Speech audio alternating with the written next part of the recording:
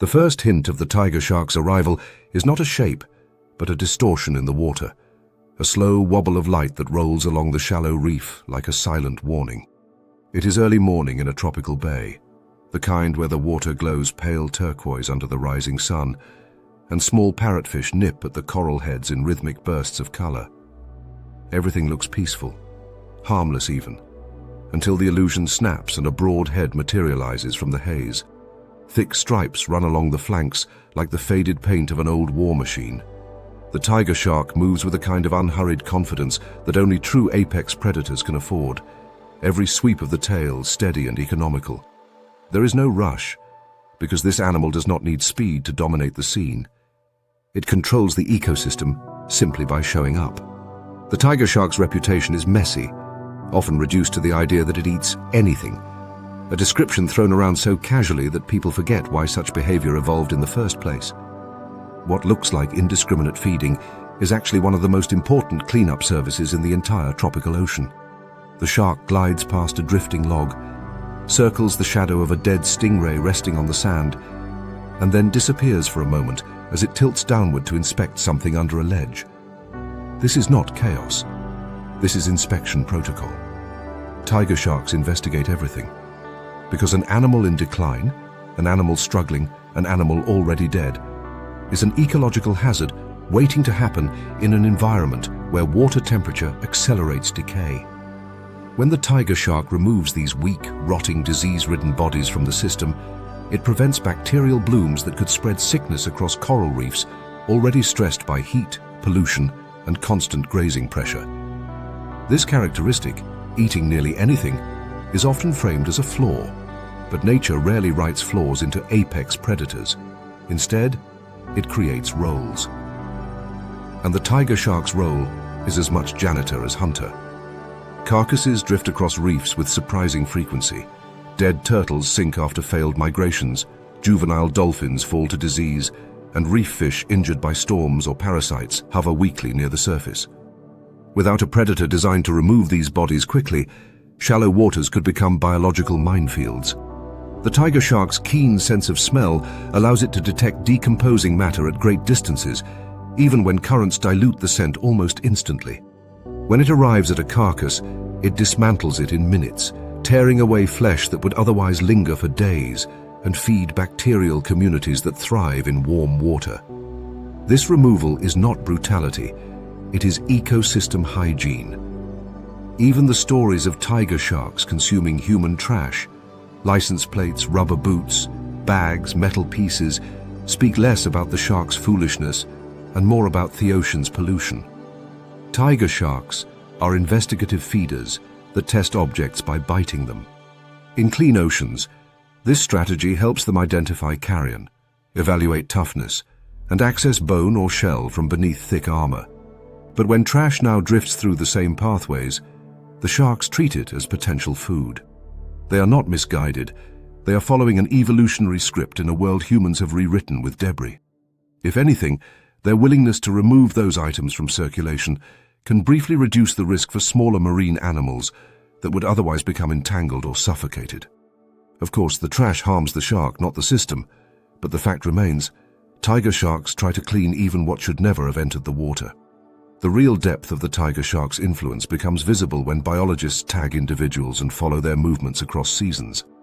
Tagging studies over the past decades reveal patterns that make the shark's behavior look almost like the patrol routes of a ranger force. Along tropical coasts, Hawaii, Fiji, Western Australia, the Bahamas, tiger sharks return repeatedly to certain ecological checkpoints. One of the most consistent is the turtle nesting beach.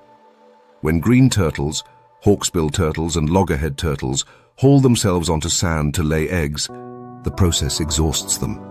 Many return to the water weak and slow, their shells scraped by rocks or their bodies stressed from extended time on land. Tiger sharks capitalize on these moments, not by eliminating healthy adults, but by targeting those that cannot escape. By removing the weakest individuals, they ensure that turtle populations remain robust enough to survive the enormous energy costs of migration and egg production.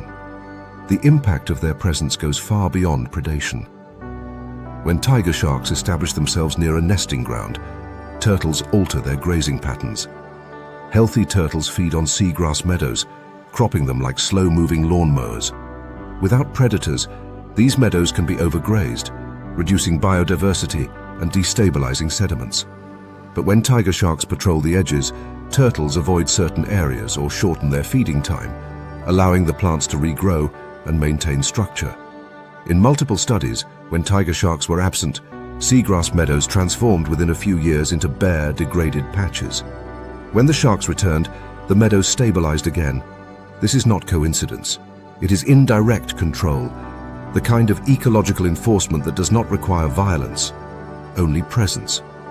The same happens with dugongs, the slow-moving herbivores often described as underwater cows. Dugongs feed in wide swaths, ripping entire patches of seagrass out by the roots. In areas with few predators, dugongs mow through the meadows aggressively, leaving long scars that take seasons to recover. But in waters where tiger sharks are common, dugongs behave like careful gardeners instead of bulldozers. They graze in smaller bites, shifting territories frequently, creating a mosaic of partially eaten plots rather than barren fields. Their fear becomes an ecological force. Even if the sharks do not attack them often, the possibility shapes their daily path, and that behavior indirectly protects the plants from destruction. The tiger shark, in effect, keeps the seagrass meadows running on a sustainable schedule. River mouths are another key checkpoint. Freshwater rivers flush nutrients, dead animals, and injured fish from inland ecosystems toward the coast. During floods or heavy rains, entire mats of vegetation, drowned mammals, and runoff from distant forests wash out into the ocean. Tiger sharks linger at these junctions, following scents that escape from river plumes.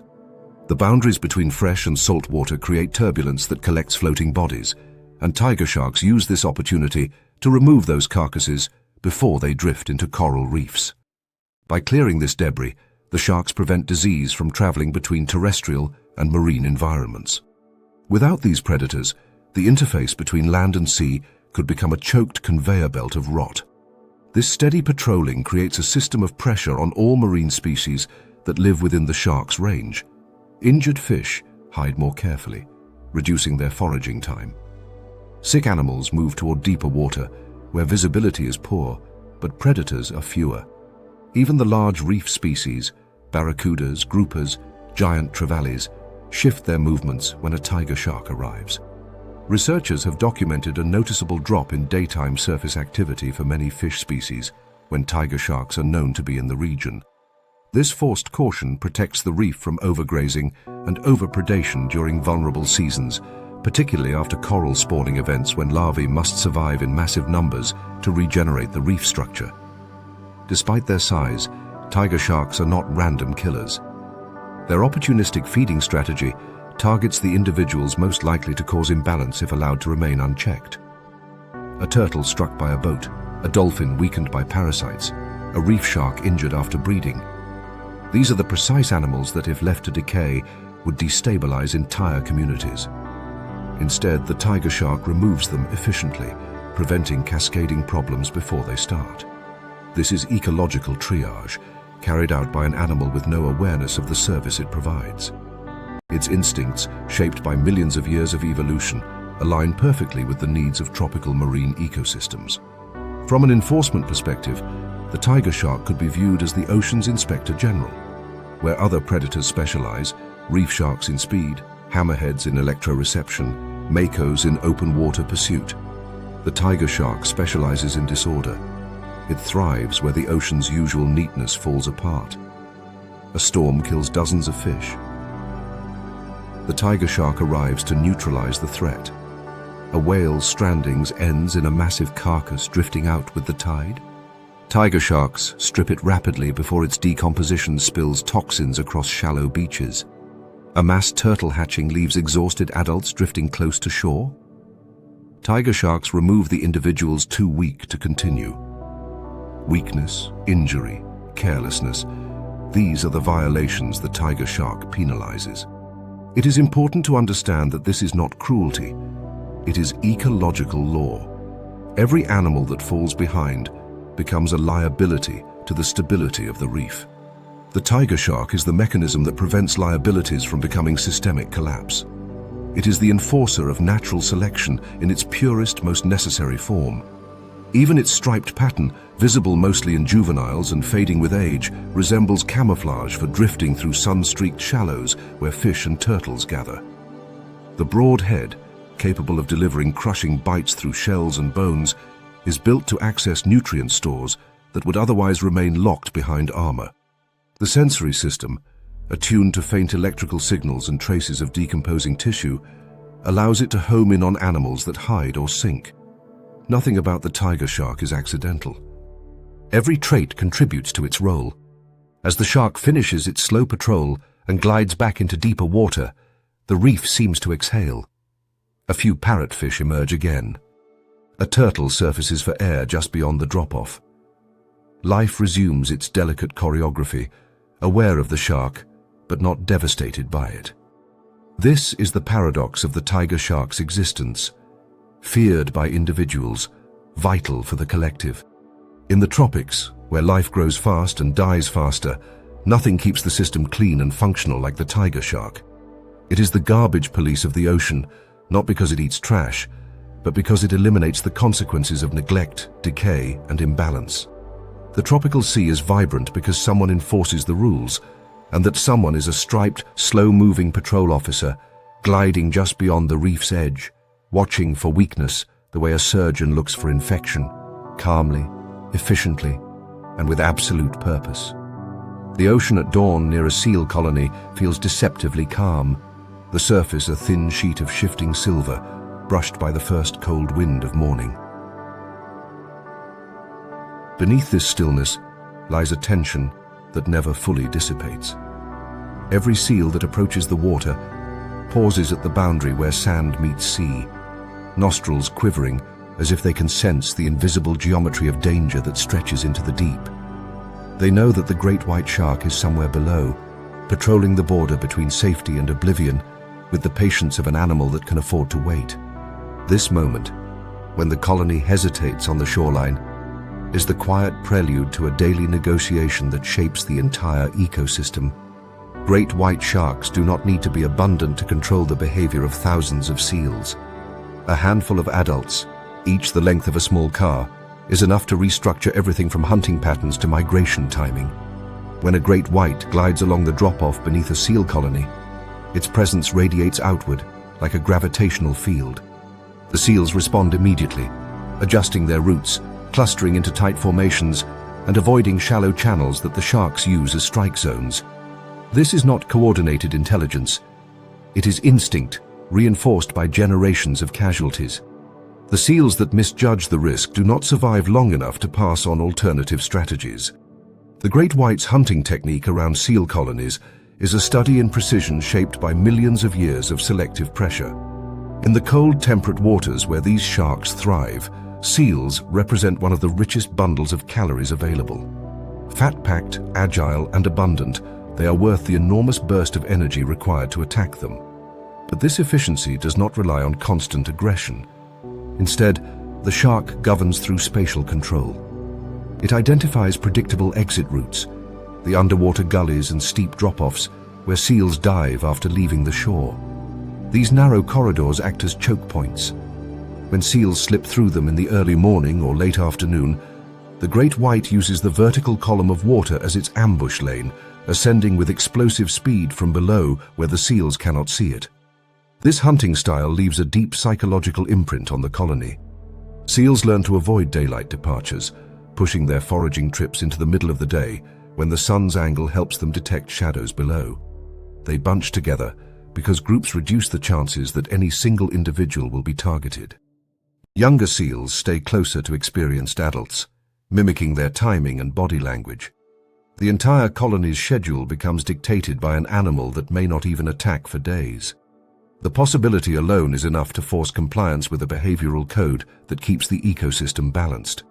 The great white's regulatory effect becomes especially clear when researchers track the behavior of seals in areas where the sharks have vanished. In places where hunting, culling, or overfishing of prey has reduced shark numbers dramatically, seal colonies begin to behave like a population freed from surveillance. They leave the beaches in scattered groups, venture into shallow coves without caution, and forage longer and farther without the constant pressure of predator patrols. At first, the change appears beneficial for the seals. They gain access to more resources, suffer fewer losses, and expand rapidly. But nature rarely rewards unchecked growth. When seal numbers climb beyond the natural constraints imposed by great whites, the consequences cascade through the entire food web. Seals, voracious predators themselves, feed heavily on fish that gather near kelp forests, reefs, and coastal shelves. They consume species like anchovies, sardines, and juvenile cod in staggering quantities. In regions where great white populations have crashed, seal numbers have doubled or tripled within a few decades, stripping these fish stocks faster than they can regenerate. The pressure extends to species that rely on similar prey, from coastal birds to commercial fisheries. In some areas, kelp forests decline because the fish that protect the kelp from grazing invertebrates have been overconsumed by seals. What looks like a simple predator-prey imbalance becomes a chain reaction that reshapes the coastline. The great white, by contrast, works like a stabilizer. Its presence maintains a fine equilibrium not by eliminating seals outright, but by controlling how and when they feed. A seal colony under the influence of great whites rarely grows beyond what the ecosystem can support. Herding the seals into cautious behavior keeps them from over-harvesting the fish populations that lie just offshore. The sharks do not need to kill many. They need only target the inattentive, the inexperienced, or the overly bold. The rest learn through the fear carved into their daily routes. Ecosystems are often shaped by physical forces like tides and currents. But here, the invisible force is regulation through predation risk. Observing a great white beneath a seal colony reveals just how calculated this pressure is. In the green-blue cold of coastal waters, the shark moves like a shadow, detached from all urgency. It positions itself several meters below the surface as seals gather above, watching for the slightest hint of weakness in the group. The animal that lingers behind, the one that hesitates at the surface, the one that swims with an uneven rhythm. These are the individuals the shark selects. The predator's focus is narrow, precise. This selectivity removes those most likely to carry disease, injury, or genetic disadvantages. It is natural selection enforced by a predator that has honed its craft to near perfection. The shark's sensory adaptations amplify its role as regulator. Inside the great white's snout are electroreceptors that detect tiny electrical fields produced by muscle contractions. These allow it to track a seal's acceleration, hear its heartbeat, and sense its trajectory even when visibility drops to zero. Its vision, though often misunderstood, is adapted to detect contrast more than color, making the outline of a seal against the shimmering surface highly distinct. Combined with a metabolism capable of generating warmth through a specialized network of blood vessels, the shark maintains speed and agility even in cold water, where seals may struggle to match it. All of these adaptations paint a picture of a predator built to exert control over a population that must remain cautious to survive. One of the most striking examples of how great whites shape ecosystems comes from islands in the southern hemisphere, where seal numbers soared during periods of shark absence. Scientists recorded dramatic declines in local fish stocks, followed by starving seabird colonies whose chicks failed to fledge because their parents could no longer find enough fish. Kelp forests, once thick and full of abalone and small fish, became bare corridors as grazing invertebrates multiplied without the predators that seals normally suppress. The ecosystem did not collapse in one catastrophic event. It unraveled gradually as each missing piece removed the restraints that kept other populations in check. When great whites returned, slowly at first, and then in greater numbers, the seals tightened their movements, the fish stocks recovered modestly, and the kelp began to grow back. Predation was not the catastrophe. Its absence was. Great white sharks do not enforce a wide-ranging patrol like tiger sharks or orcas. Instead, their realm is specific, concentrated, and strategic, the kill zones surrounding seal colonies. Their regulation is spatial rather than omnipresent.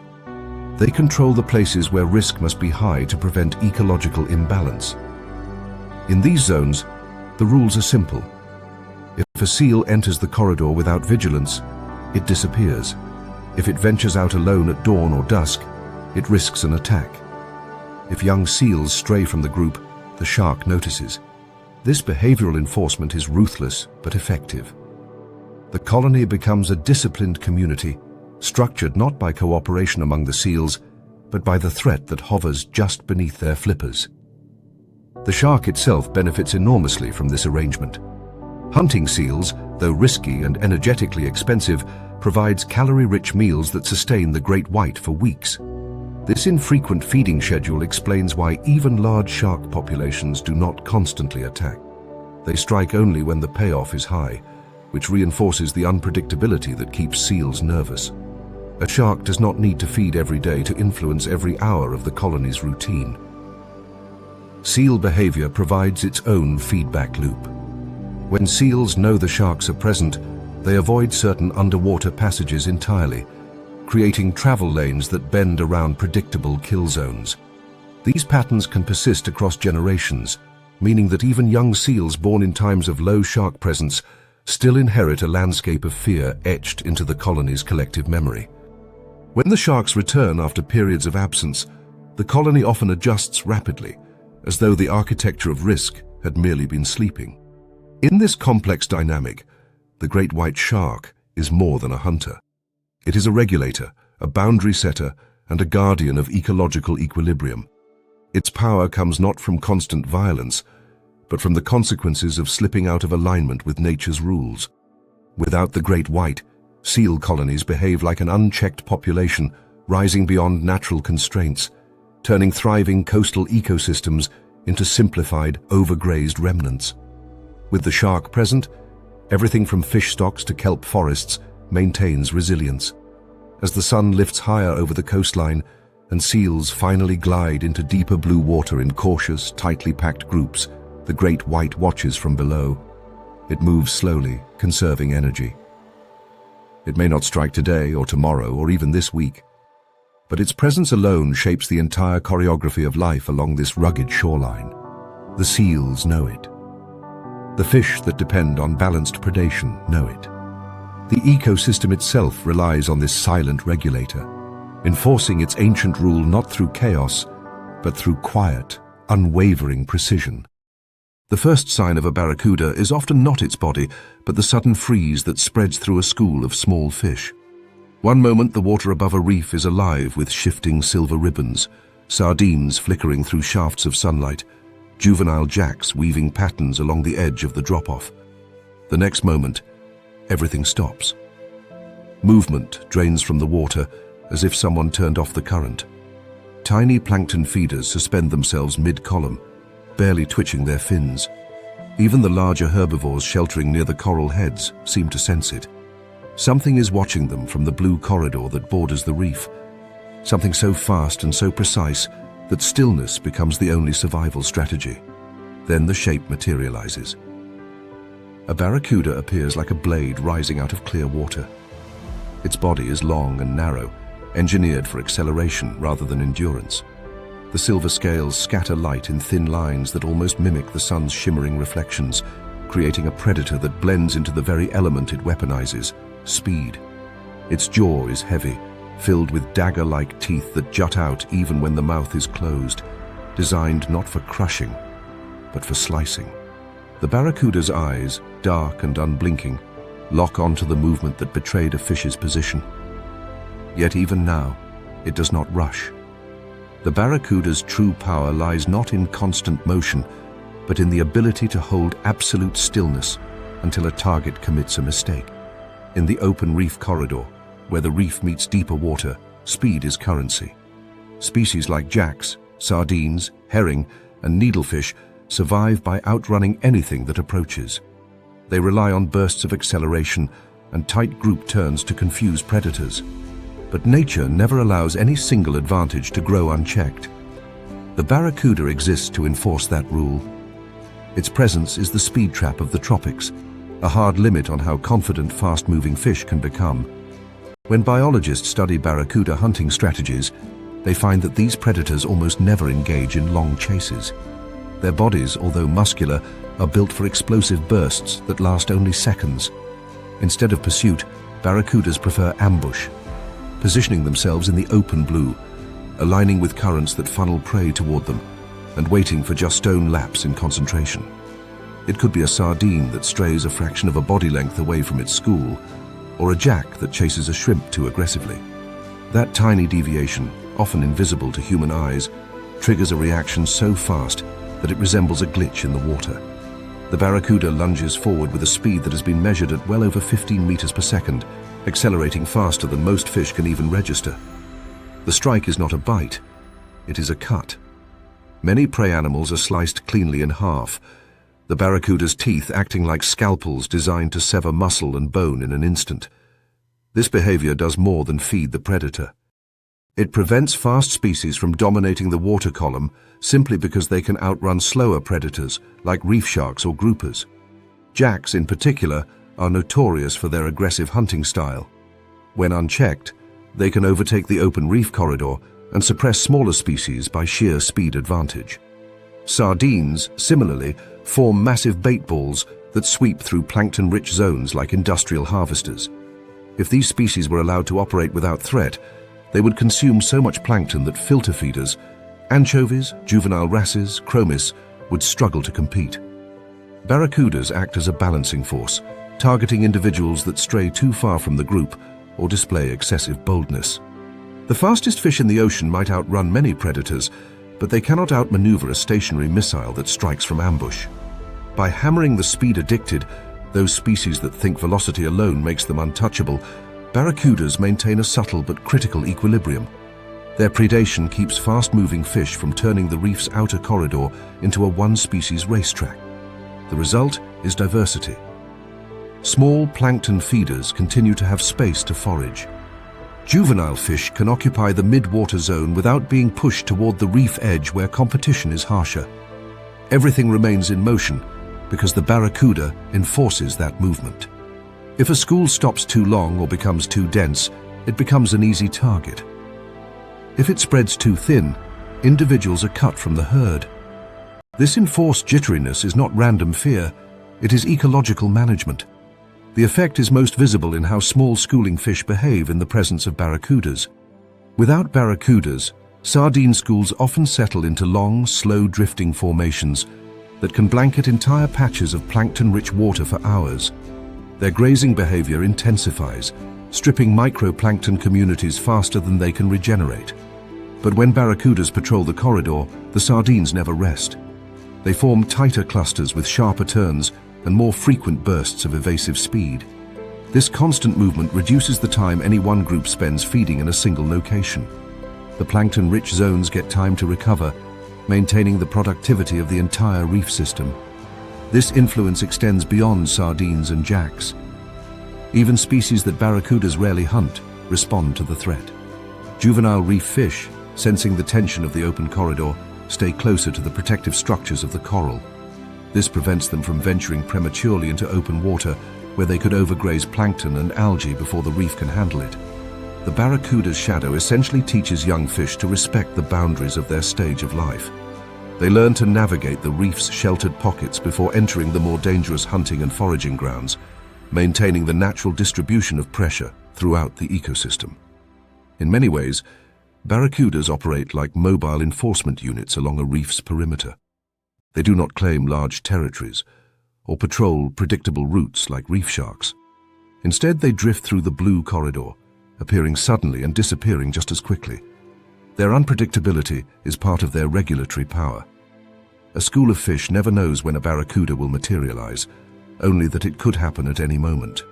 This creates what ecologists call a landscape of fear, an invisible layer of behavioral pressure that shapes movement patterns across the entire reef.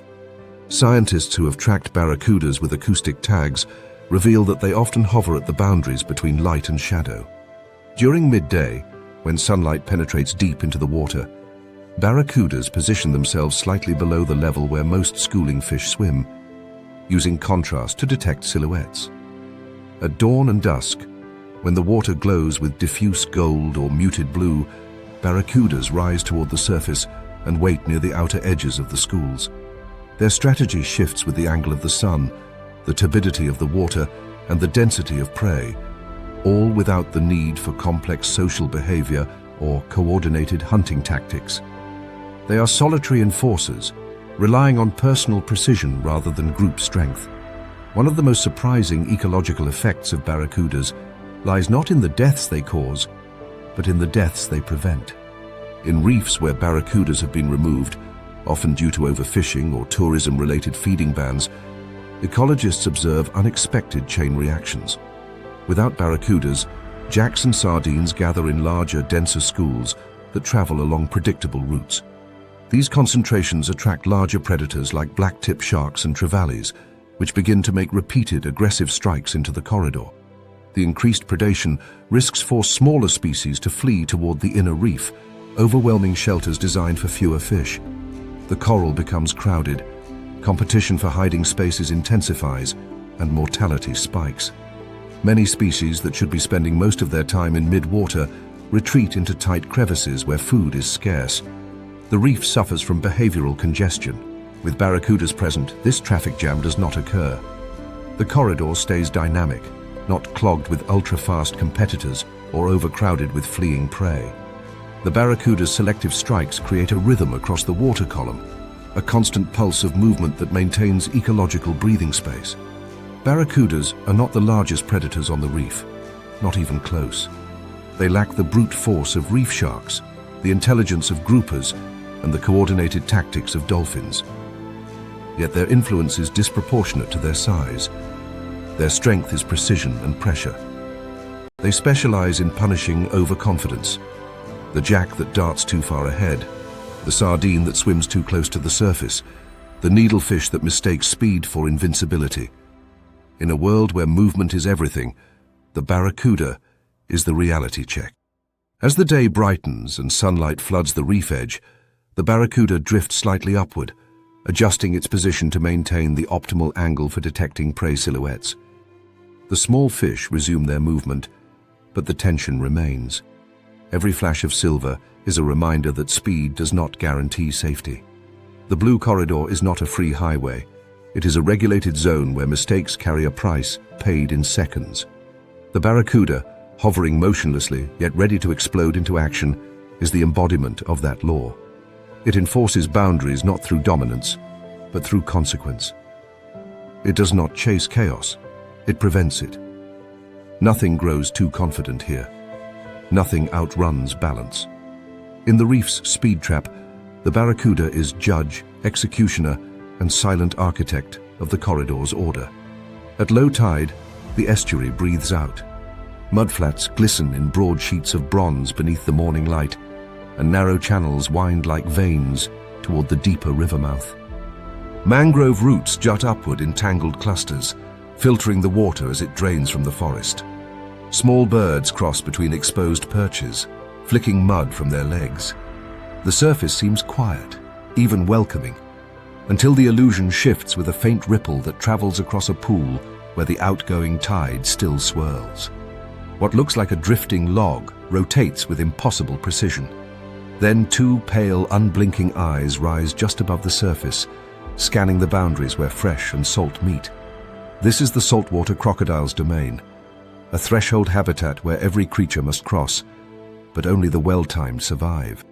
Saltwater crocodiles, despite their name, are not strictly creatures of the sea. They are gatekeepers of transition zones, occupying the liminal world between river and ocean. The estuary is the perfect hunting ground for them because it functions as a biological funnel. Countless species move through these narrowing corridors as they migrate between spawning grounds, feeding grounds, or nesting territories. Freshwater fish drift toward the sea during juvenile dispersal. Marine fish ride incoming tides to enter the protected nursery zones hidden within mangroves. Birds wade through mudflats in search of crabs and small fish. Mammals approach to drink from the brackish pools. Every species enters the estuary for a reason, and the crocodile knows it. What makes the crocodile such an effective border guard is not merely size.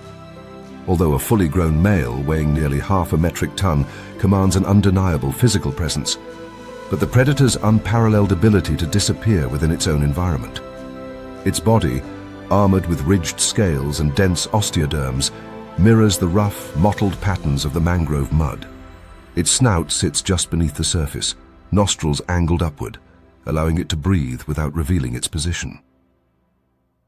The crocodile's stillness is perfect. It does not twitch, it does not sway with the current, it does not send vibrations through the water. Its entire body becomes part of the estuary's architecture. Then the tide begins to shift. As water rises, the channels fill with movement. Schools of mullet advance upstream, following plankton-rich pulses delivered by the sea. Juvenile snappers glide through the shadows of mangrove roots. Even small sharks enter these waters at high tide to hunt fish concentrated between the roots. This is when the saltwater crocodile becomes an obstacle, a living barricade. It positions itself at channel mouths, narrow bends, and shaded drop-offs where prey has no alternative route. Migration becomes a gauntlet, and the crocodile enforces the cost of crossing. Migration experts often refer to bottleneck predation, the phenomenon where predators occupy narrow transition points and shape the behavior of entire species. Saltwater crocodiles embody this concept more strongly than nearly any other marine-adjacent predator. Their presence forces prey to time movements with minute variations in tide height, light levels, turbidity, and even moon phase. Animals that travel too early during an incoming tide risk crossing in shallow water, where crocodiles can launch from the bottom with devastating force. Those that travel too late during retreating tides may find themselves stranded in pockets of water, where the crocodile has the advantage of depth and concealment. The safest moment is often a narrow sliver of the tidal cycle, chosen instinctively by animals that have survived long enough to learn the rhythm. Fish respond most vividly to this pressure. In estuaries patrolled by crocodiles, entire schools may hover near the mouth for hours, sensing vibrations and waiting for the crocodile to shift position. Only when the water becomes sufficiently deep, masking their silhouettes and offering escape routes, do the fish dare to advance. This timing reduces the likelihood that any single species will overexploit the mangrove nurseries. Mullet particularly eat voraciously and can strip algae and detritus beds if given unrestricted access. But the crocodile slows their entry. They arrive in smaller, more cautious bursts, which allows the estuarine ecosystem to avoid sudden overgrazing. Birds face their own version of this border enforcement. Herons, spoonbills, and egrets commonly wade through estuaries at low tide, probing mud for crustaceans. But a crocodile lying motionless near a shallow pool transforms that feeding zone into a lethal trap. Birds become hypervigilant, scanning constantly, reducing feeding time, and shifting across multiple sites rather than concentrating in one area. This prevents any single mudflat from being overharvested, maintaining populations of crabs and small fish essential to detrital food webs. Bird behavior under crocodile pressure is marked by abrupt pauses, erratic flight, and sudden withdrawals, all reactions to a predator that rarely reveals itself until the final moment. Mammals are perhaps the most vulnerable. Estuarine banks often serve as the only freshwater sources for terrestrial animals during dry seasons. Wallabies, pigs, monkeys, and even deer approach the water reluctantly, aware that crocodiles learn habitual drinking locations. The crocodile's ambush strategy is brutally effective in these scenarios. It waits submerged just beyond a gentle slope, where mammalian prey must lower their heads and commit to the waterline. The entry conditions, muddy footing, limited visibility, and narrow access, favor the crocodile entirely. These drinking points become enforcement checkpoints, compelling mammals to rotate among multiple sites, disperse their impact on vegetation, and avoid stripping any one area bare. Even large herbivores are forced into caution. In northern Australian and Southeast Asian estuaries, wild cattle and buffalo wade into shallow water to cool off, only to leave abruptly when crocodiles patrol the edge. This pattern prevents large grazers from trampling mangrove saplings or degrading riverbanks. The crocodile's presence keeps mammals from lingering too long, indirectly protecting shoreline vegetation that stabilizes sediment and provides habitat for juvenile fish. The crocodile's influence on the landscape extends beyond direct predation. Its role as a regulator of transitions creates a spatial tension across the estuary. Fish distributions shift, with species spreading out instead of forming dense clusters near the mouth. Plant growth patterns change because herbivorous fish avoid long feeding sessions. Birds disperse across larger areas instead of congregating on single flats. Even the mangrove roots benefit from reduced trampling and burrowing disturbance.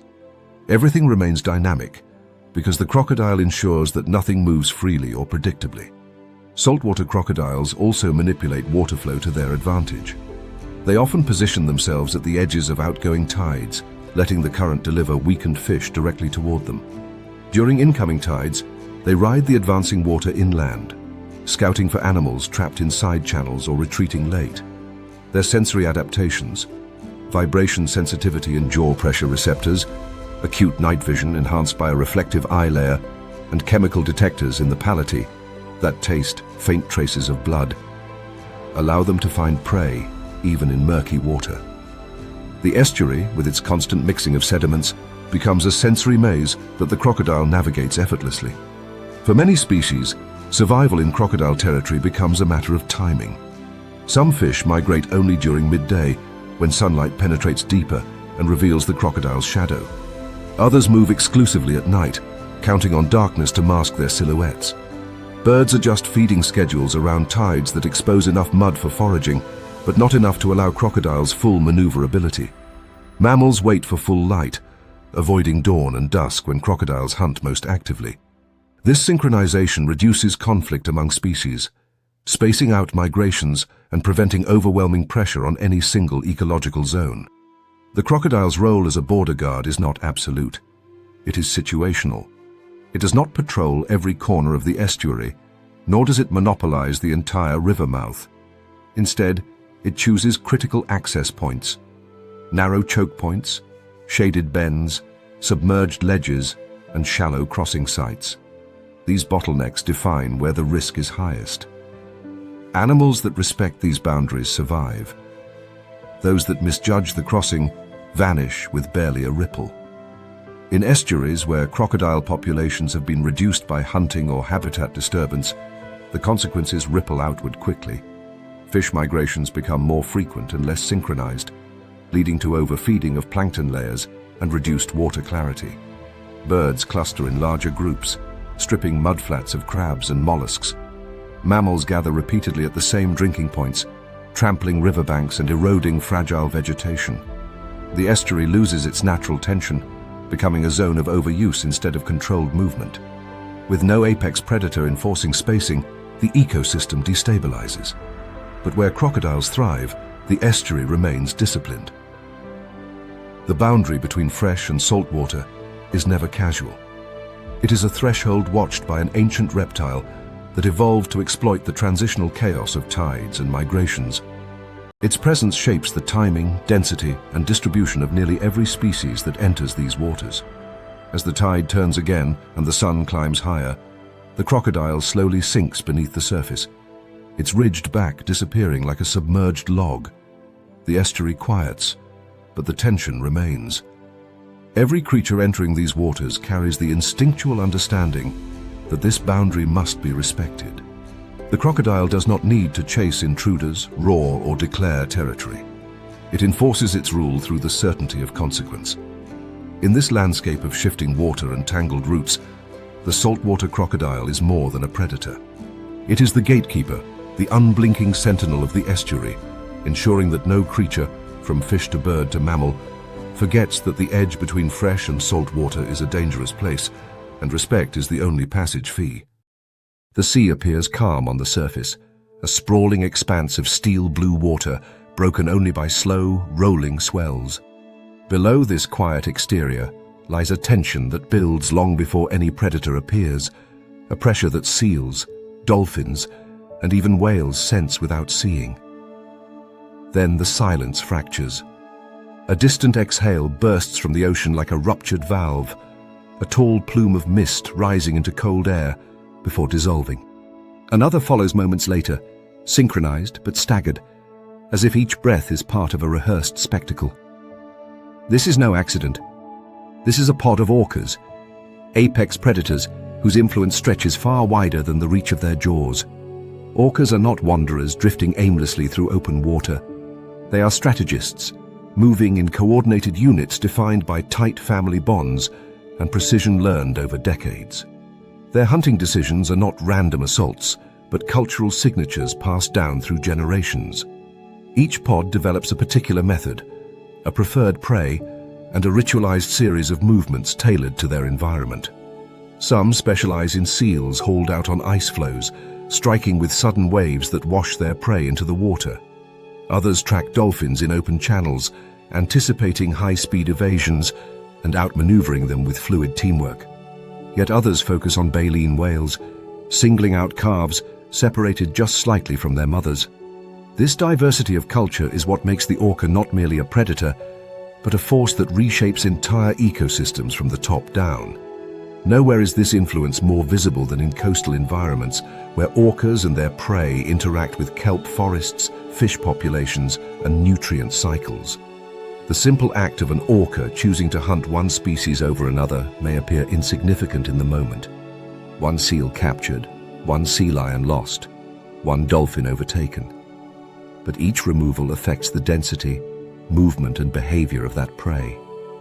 As those changes ripple outward, they touch organisms several steps down the food chain.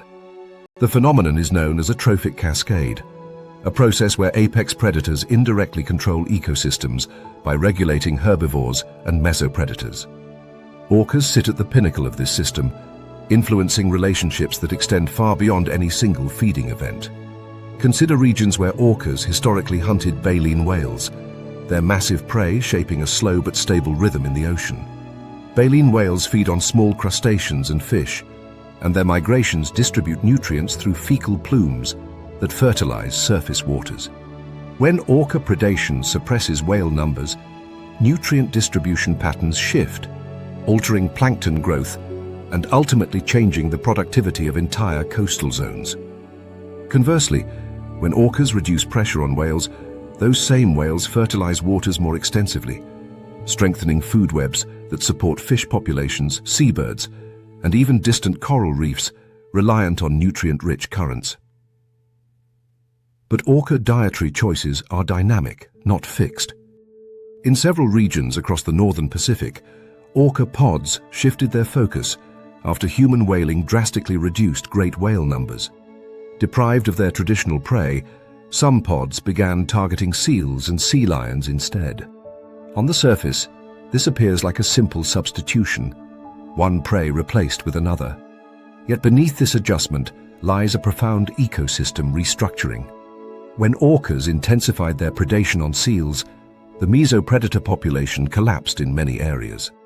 Seals and sea lions are major consumers of fish, from herring to salmon to cod. With their numbers reduced, fish populations initially surged, benefiting species like seabirds that rely on the same prey. But these booms were only temporary. With fewer seals hunting them, certain fish species began to overgraze zooplankton and forage too aggressively in kelp forests.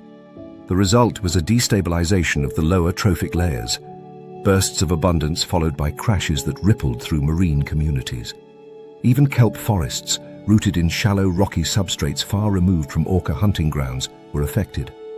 Sea lions and seals often hunt among kelp, disturbing sea urchins and forcing them to remain hidden. When seal numbers fell sharply, sea urchins moved more freely and fed heavily on kelp holdfasts. This triggered a decline in kelp cover, which in turn reduced shelter for juvenile fish and weakened coastal protection from storm surges. The orcas had never touched a piece of kelp, yet their dietary pivot reshaped the entire coastal landscape. This chain of events reveals a fundamental truth about orcas. They operate not as simple predators, but as policymakers of the sea. Their choices, made at the level of the pod, encoded in culture, and executed with surgical precision, redraw ecological boundaries far beyond the immediate kill zone. Their tactical sophistication reinforces this role. When hunting seals resting on ice, orcas create synchronized waves by swimming in unison beneath a floe. The wave cracks the platform, plunging the seal into the water, where the pod proceeds with a rapid, controlled attack. This method is highly specialized and requires absolute timing. Younger orcas learn this technique not through instinct, but through watching elders perform it repeatedly. This cultural transmission ensures that hunting strategies persist for generations, locking pods into specific prey patterns. As long as the ice wave technique targets seals, the local ecosystem continues to feel top-down pressure, forcing seal populations to remain disciplined, vigilant, and spatially distributed so they do not overexploit fish communities. In offshore environments, orcas use different tactics when targeting fast-moving prey like dolphins. Dolphins rely on agility and burst speed, but orcas counter this by acting as a coordinated unit. They split pods into groups, one acting as a barrier, cutting off escape routes, and another chasing the pod. This technique is similar to how wolves hunt on land, except it unfolds across three-dimensional space, where the orcas exploit buoyancy, pressure gradients, and blind angles created by surface reflections. When dolphins fear orca presence, they avoid certain feeding zones, change migratory patterns, and reorganize their pod behavior. These shifts reduce pressure on mid-water fish populations that dolphins normally hunt heavily. One of the most dramatic examples of orcas reshaping ecosystems comes from their interactions with gray whales in the eastern Pacific. Orcas often target newborn calves during migration, focusing on timing and geography. When orcas increase predation pressure during particular years, the surviving gray whales alter their migratory pathways, avoiding certain coastal regions entirely. This rerouting affects benthic communities because gray whales stir up sediments as they feed on bottom-dwelling invertebrates. Fewer whales passing through means less disturbance of benthic layers, which changes nutrient distribution and alters the composition of sediment-dwelling organisms. A predator that never touches the seafloor ends up shaping the ecology of organisms living several meters beneath it. The influence of orcas often appears most vividly in regions where they are absent. In seas where orcas once thrived but later declined, marine mammals like sea lions and seals expanded dramatically in number. Without orca pressure, these mesopredators exerted intense hunting pressure on fish, squid, and octopus populations. The sudden increase in predation pushed some species into steep decline. This phenomenon, known as mesopredator release, illustrates how ecosystems unravel when apex predators vanish. Even seabird colonies feel the effects. When fish numbers drop due to seal overfeeding, seabirds struggle to raise chicks, leading to lower reproductive success and shrinking colonies. In contrast, ecosystems with stable orca populations tend to maintain more balanced proportions across trophic levels. Fish populations fluctuate within narrower bands. Kelp forests remain intact, buffered by a controlled population of grazers. Seabird colonies maintain predictable foraging behaviors. Even the behavior of sharks shifts. In some regions, sharks reduce their time in open water when orcas patrol, allowing mid-sized fish to move more freely and reducing competition within certain depth zones. Orcas reshape these interactions subtly but powerfully, reinforcing the structure of marine communities. Orcas accomplish all this not through constant violence, but through selective, strategic, culturally reinforced decisions. They do not need to kill frequently to be influential. Their presence alone alters the landscape of fear, a psychological boundary that ripples through prey behavior. Seals remain wary on beaches and ice, dolphins adjust their foraging strategies, and whales modify migratory routes. Every shift maintains ecological tension, preventing any single species from overstepping its role. As the pod glides effortlessly beneath the waves, their tall dorsal fins slicing through the water, they patrol not like mindless hunters but like moving institutions, guided by traditions, structured by intelligence, and capable of rewriting entire marine policies with a single shift in dietary preference. Their impacts stretch across seasons, across generations, and across trophic layers that never glimpse their black and white forms directly. When the orcas dive again and silence returns to the sea, the ecosystem continues to function under rules they forged. They are not simply predators. They are architects of balance, administering a top-down governance that holds the marine world together. Every chase, every decision, every cultural tradition resonates far beyond the individual kill. They are the regulators of abundance, the engineers of stability, the policymakers of the open ocean. The shallow bay looks peaceful from above, a mosaic of soft turquoise shallows and deeper cobalt blue channels winding outward to the open sea. Sunlight pours through the surface in glassy ribbons, illuminating schools of mullet and pinfish weaving in loose clusters. For a moment, the water resembles a slow-moving tapestry of silver threads drifting with the current. But beneath this calm facade, a pattern is about to be violently rewritten. A dark shape glides just below the sunlit surface, followed by several others forming a loose, shifting semicircle. Bottlenose dolphins have arrived, and their presence is as unmistakable as the tension that now falls across the bay. Bottlenose dolphins are often portrayed as playful, social mammals navigating the ocean with intelligence and charm. But in the ecological hierarchy, they serve a more disciplined role. Mid-level enforcers that prevent fast-reproducing fish from turning coastal waters into monocultures. Their strategies rely on precision, coordination, and rapid adaptation, traits that transform them from gentle swimmers into highly effective strike units. Unlike the solitary ambush techniques of barracudas or the border guard style of crocodiles, dolphins use teamwork as their primary weapon. Their hunts are not chaotic chases, they are operations, planned, rehearsed, and executed with an efficiency that rivals land-based predators like wolves. The first move in a dolphin attack is rarely visible. Hunters begin by scanning the water column with echolocation, sending bursts of sound that bounce off fish shoals and return detailed information. Distance, density, direction, even subtle differences in body composition. This allows the dolphins to map their prey with extraordinary precision before committing to any strike. When they do move, it is never alone. A coordinated pod shifts into formation, closing in on a specific school of fish. That selectiveness is crucial. Dolphins rarely attack at random.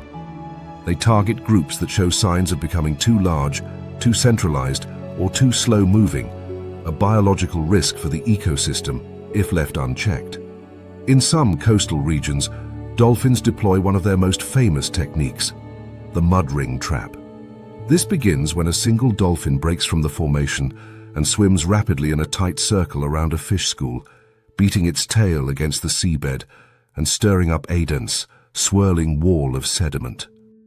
The fish panic, compressing into a tight ball in an attempt to escape, but instead they face a rising ring of opaque mud that blocks escape in every direction except upward. The rest of the pod positions itself above, waiting as the fish burst through the only opening available. What follows is not frenzy, but precision. Each dolphin darts in turn through the opening, taking fish efficiently and preventing wasteful scattering. The pod rotates through the feeding position, ensuring equality of access, while minimizing disturbance to the surrounding water. This technique does more than secure a meal. It prevents fish schools from growing oversized and depleting the plankton and microfauna that form the base of coastal food webs. Fish that gather too densely begin feeding in wide, sweeping motions that can strip nurseries bare. By breaking these schools apart, dolphins enforce ecological spacing, forcing fish to remain vigilant and mobile. In other regions, dolphins engage in beach strandings, one of the most daring and risky strategies employed by any marine predator. The pod works together to herd fish toward the shoreline, corralling them tightly until the fish are trapped between a wall of dolphins and the rising slope of the beach. Then, with shocking speed, one or two dolphins surge forward, launching themselves partially out of the water and sliding onto wet sand to seize their prey. The maneuver carries immense danger. A slight miscalculation could leave the dolphin stranded. Yet this risk is accepted because the payoff is large. Schools that attempt to use shallow waters as refuge become predictable, creating opportunities for repeated suppression. A pod that uses beach stranding tactics can shape fish distribution for kilometers along the coastline. Such hunts do not merely remove individuals, they manipulate the behavioral landscape. Fish species learn to avoid certain shallows during specific tides, altering their grazing patterns and reducing the chance that any single zone becomes over-harvested. This redistributes pressure across the ecosystem, allowing habitats like seagrass beds and juvenile nurseries to maintain resilience. Another method dolphins employ is bait ball smashing, a strategy especially common when targeting sardines, anchovies, or herring. Once a school begins to consolidate into a tight sphere, a natural defensive behavior, dolphins escalate the situation by charging repeatedly through the mass, striking it with their snouts, producing shockwaves that disorient the fish. Some dolphins slap the water surface with their tails, disrupting the ball from above, while others attack from below. The fish scatter only to be corralled again, fragmented, and smashed repeatedly until the school is broken into manageable clusters. This destruction of bait balls is more than feeding behavior. Bait balls, if allowed to grow massive and roam unchecked, act like underwater locust swarms. They vacuum plankton layers and compete aggressively with larval fish, disrupting recruitment cycles for numerous species. Dolphins act as ecological disruptors, preventing these supergroups from forming. Their attacks ensure that fish populations remain fragmented, mobile, and constantly on alert. This forced unpredictability is critical. Without dolphins, certain fish species would dominate the water column, using their fast reproduction rates and group foraging behaviors to overwhelm slower-growing species. The ecosystem would begin to tilt toward a narrow set of highly mobile fish that consume resources faster than coastal habitats can replenish them. Dolphins counter this by imposing chaos, strategic, targeted chaos, on any species that becomes too stable, too predictable, or too abundant. Unlike apex predators such as orcas, dolphins operate with a different ecological mandate. They do not control the entire system, they regulate mid-tier processes. In many regions, they prevent mesopredator release, which occurs when mid-level fish like jacks or groupers rise in number and overhunt smaller species. Dolphins keep these populations in check by targeting their juveniles and intercepting their schools before they reach critical densities. This keeps the hierarchy layered and balanced, preventing bottlenecks that could choke the system. Their intelligence further amplifies their influence.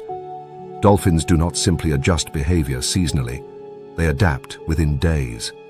If a fish species shifts its spawning grounds, dolphins update their patrol routes. If schools begin using deeper channels, dolphins synchronize dives to intercept them. This adaptability is rare in marine predators, many of whom rely on fixed migration routes or predictable hunting zones. Dolphins treat the coastline not as a territory, but as a dynamic battlefield. Their communication systems help facilitate this flexibility. Dolphins exchange information through clicks, whistles, and body postures that allow the pod to coordinate in real time. When a scout dolphin detects a school of mullet moving unusually fast or heading toward a vulnerable zone, the entire group responds instantly. The dolphins reorganize themselves, often splitting into sub-teams that flank, encircle, or push from behind. This fluid reconfiguration ensures that no prey group becomes accustomed to a single tactic. Predictability is punished. Variation thrives. The ecological consequences run deeper than fish behavior. Seagrass beds benefit from dolphin pressure because grazing fish are forced to move constantly rather than linger for long feeding periods. Coral reefs experience reduced competition from plankton-feeding fish that would otherwise multiply unchecked. Even seabird populations, which rely heavily on fish availability, benefit from the controlled chaos. Diverse prey distributions ensure that no single zone collapses under overuse. In ecosystems where dolphins decline due to fishing nets or pollution, the absence of this regulation becomes apparent almost immediately. Fish schools expand, becoming dense supergroups that feed aggressively and compress smaller species into narrower ranges. Seagrass beds thin out as herbivorous fish graze uninterrupted. Coral reefs experience shifts in algal cover due to changes in plankton dynamics. The loss of dolphins removes the pressure valve that prevents explosive dominance by fast reproducing species. But where dolphins thrive, the waters remain alive with motion. Prey must scatter, regroup, relocate, and adapt, maintaining a rhythm that supports biodiversity.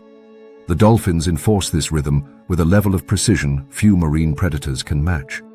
As the pod finishes its coordinated assault, the water settles into a momentary calm. A few stray scales drift like snowflakes through the water column, shimmering briefly before sinking.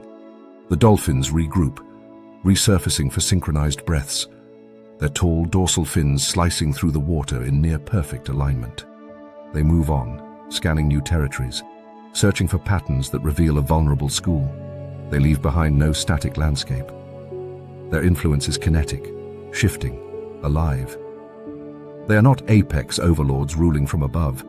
They are coastal tacticians, mid-tier enforcers, whose coordinated strikes maintain disorder where disorder is essential. In a world where fish schools multiply explosively and resources vanish quickly when left unchecked, dolphins serve as the precision hit squads of the sea, rewriting movement, forcing caution, and ensuring that no species grows complacent enough to break the balance. At the boundary where cold coastal currents meet shifting tides, the water behaves like a living membrane. It pulses, stretches, and folds in on itself, pulling nutrients upward from deeper layers. Plankton blooms thicken the surface with drifting clouds of microscopic life, and in response, fish arrive in shimmering masses. Sardines, anchovies, juvenile cod, and countless other species gather into dense shoals that shift like metallic shadows, each individual relying on the safety of numbers. In these moments, the ocean's surface becomes a restless mirror reflecting the shape of the crowd beneath it. But nothing that gathers so tightly remains unnoticed for long. A distant splash slices through the morning air, then another. The rhythm quickens. Something powerful is cutting through the shoal like a blade, scattering fish in panicked spirals. A sleek body arcs out of the water, glistening in pale light, before plunging back with barely a sound.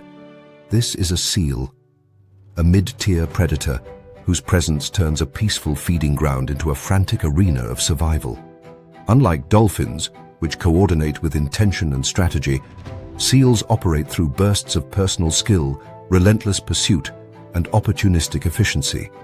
Their influence on the coastal ecosystem is subtle yet immense.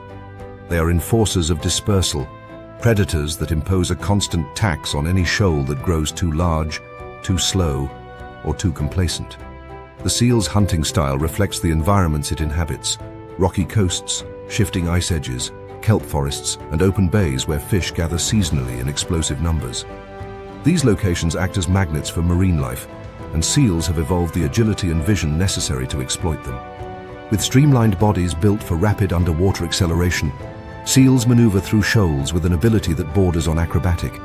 Their large, dark eyes capture fine detail in low light, essential for hunting near ice edges or in turbid coastal waters where visibility is often poor. Their whiskers, long and hypersensitive, detect vibrations from fleeing fish, even when turbulence obscures visual cues. In the moments before a seal strikes, the dynamics of the shoal change. Fish sense the predator's approach through pressure waves and slight shifts in water movement. The once unified mass begins to split, forming small subgroups or tightening into compact formations. This reactive behavior, known as predator confusion, works against many attackers, but only when the predator is discouraged by the unpredictable movements of the group. Seals behave differently. They thrive in this chaos. They accelerate into the densest section of the shoal, forcing fish to scatter violently in all directions. Every burst splits the mass further, fragmenting it into pieces small enough to chase individually. This fragmentation is ecological enforcement, not merely feeding behavior. By breaking apart these supergroups, seals prevent fish from dominating feeding zones and overwhelming plankton communities. The efficiency with which seals dismantle shoals brings hidden benefits to many other predators. As seals break apart the dense formations, countless injured or disoriented fish fall behind. These weakened individuals drift through the water column, emitting chemical signals released from damaged tissue. Sharks detect these signals instantly, tuning into the faint scent that leads them toward easy prey. Tuna, with their blistering speeds and sharp vision, sees lone fish fleeing from the seal's assault. Seabirds circling overhead dive with precision, picking off surface-level casualties that rise in the turmoil. In this sense, seals function as energetic catalysts.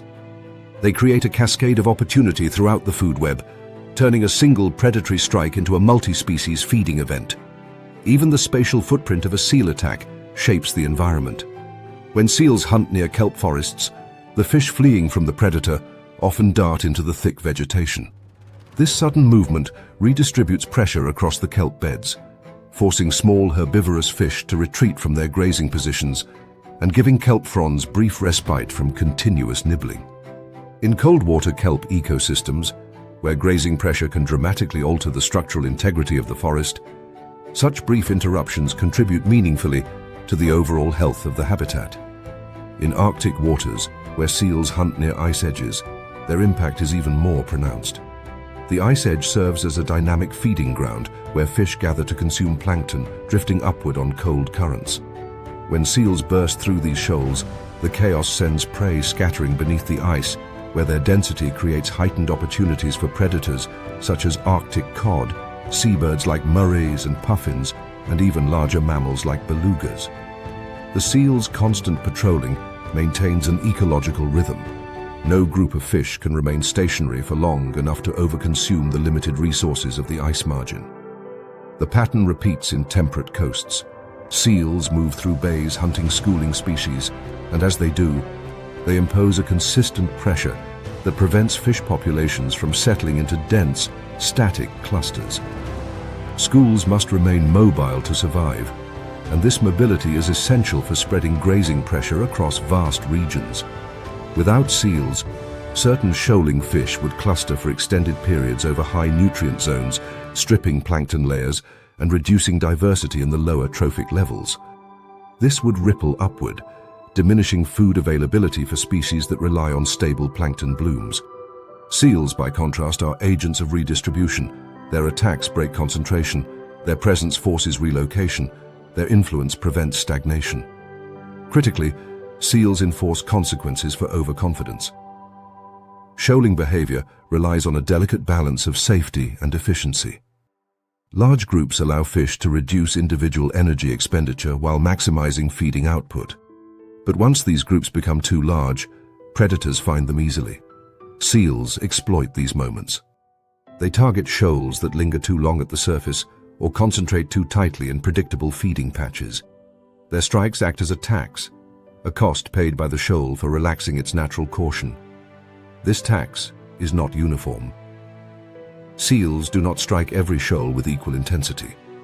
They adjust their tactics based on prey size, season, water temperature, and even competitor presence. In regions where sharks are abundant, seals hunt quickly to reduce their time in open water. Where tuna schools are present, seals attack from angles that push fleeing fish toward deeper water, avoiding competition. This ability to adapt hunting strategies based on dynamic conditions amplifies their role as regulators. Their sensory adaptations make this possible. A seal's whiskers can detect water disturbances so fine that scientists compare them to passive sonar systems.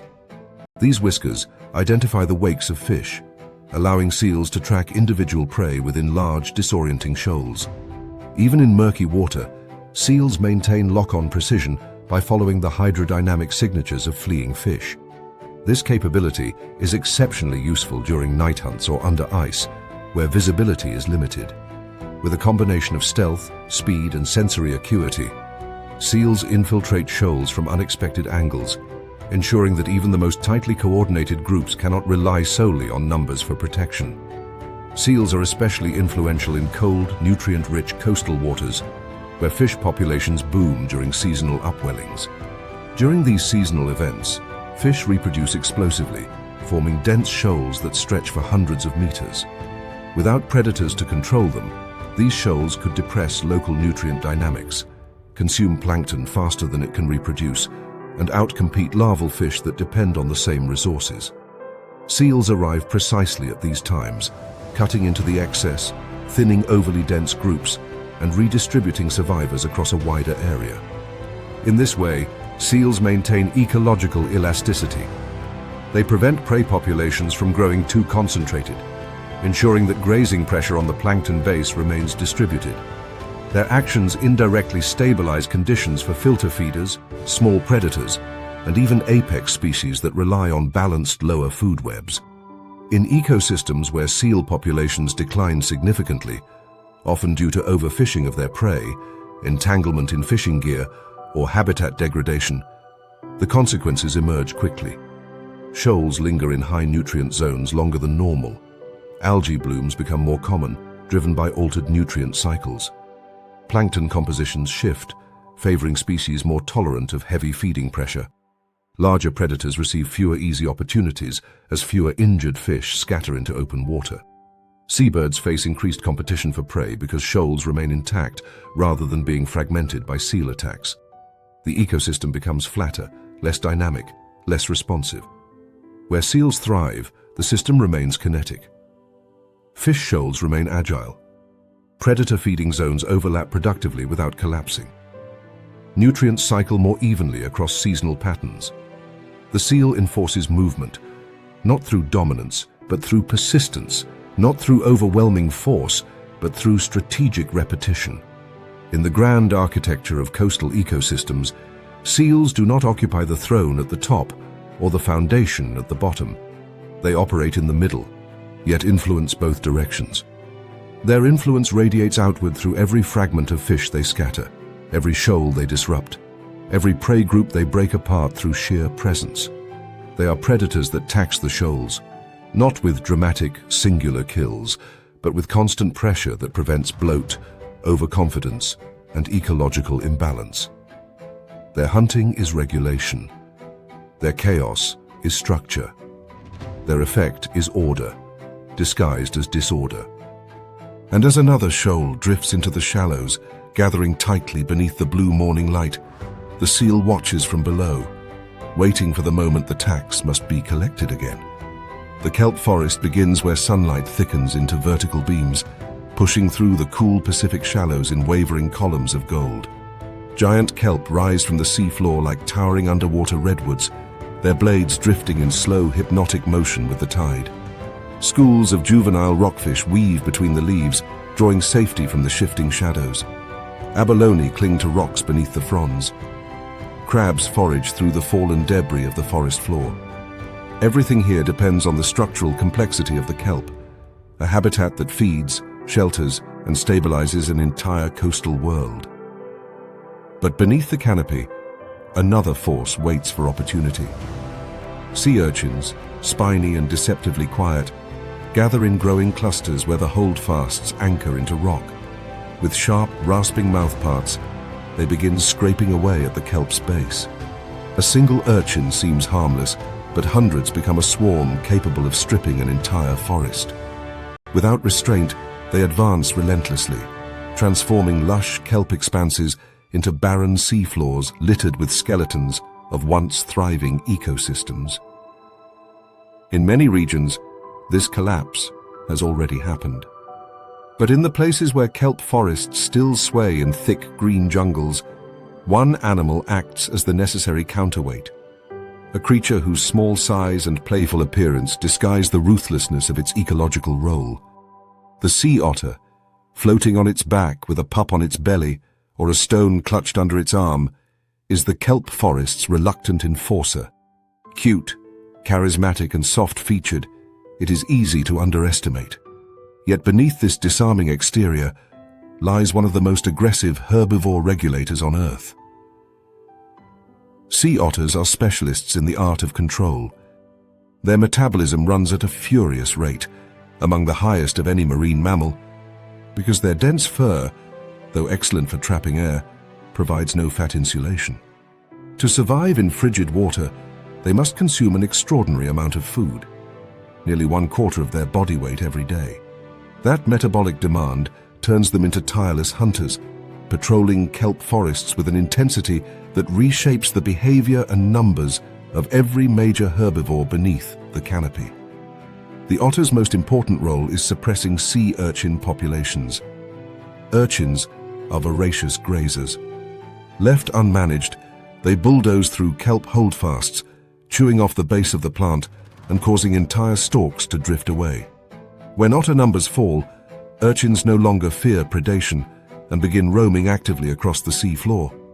Their mobility increases, their appetite accelerates, and within seasons, dense forests become deserts.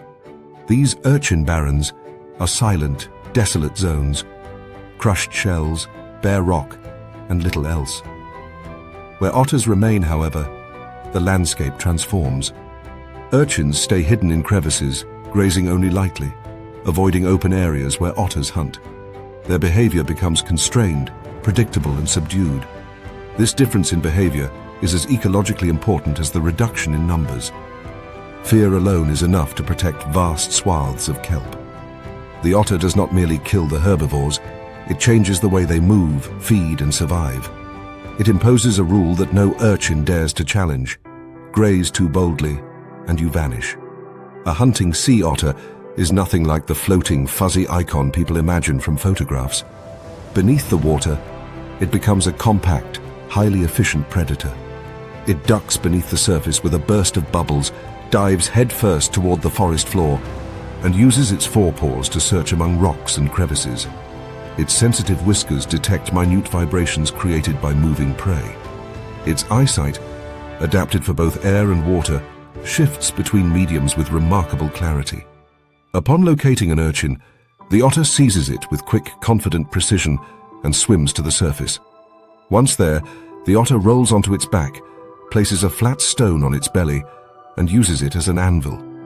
With rapid, forceful strikes, it smashes the urchin's shell, exposing the nutrient-rich interior. It consumes the soft tissue quickly before diving again. This process is repeated dozens of times every hour. The otter's signature behavior, tool use, demonstrates not just dexterity, but an evolutionary pressure to maximize energy intake. The ocean is too cold for inefficiency. Every meal must count. Urchins, crabs, abalone, clams, and octopus become part of the otter's rotational diet, ensuring no single species gains dominance. The direct consequences of this predation are seen throughout the kelp forest. In regions where otters were removed during the fur trade of previous centuries, urchin populations exploded. Without their primary predator, urchins grew bolder and far more mobile, consuming kelp forests until entire ecosystems collapsed. The disappearance of kelp meant the loss of nursery habitats for fish species such as rockfish, surf perch, and greenlings. Without these fish, larger predators, sea lions, sharks, seabirds, faced shortages. Even shoreline animals like bald eagles experienced declines in food availability. The trophic cascade initiated by the absence of otters traveled across multiple ecosystems, illustrating the immense influence of this seemingly delicate creature. One of the most dramatic examples comes from the Aleutian Islands, where orcas began preying on otters after declines in their usual marine mammal prey. The sudden reduction in otter numbers unleashed an urchin boom so massive that kelp forests disappeared from entire island chains. Scientists documented the collapse in stark detail. Once rich underwater forests transformed into barren expanses stretching for kilometers. Where kelp had provided shelter and food for hundreds of species, now only scattered urchins clung to rock in dense purple carpets. But the reverse is equally spectacular. In places where otters were reintroduced, along parts of the Pacific coast, kelp forests rebounded with astonishing speed.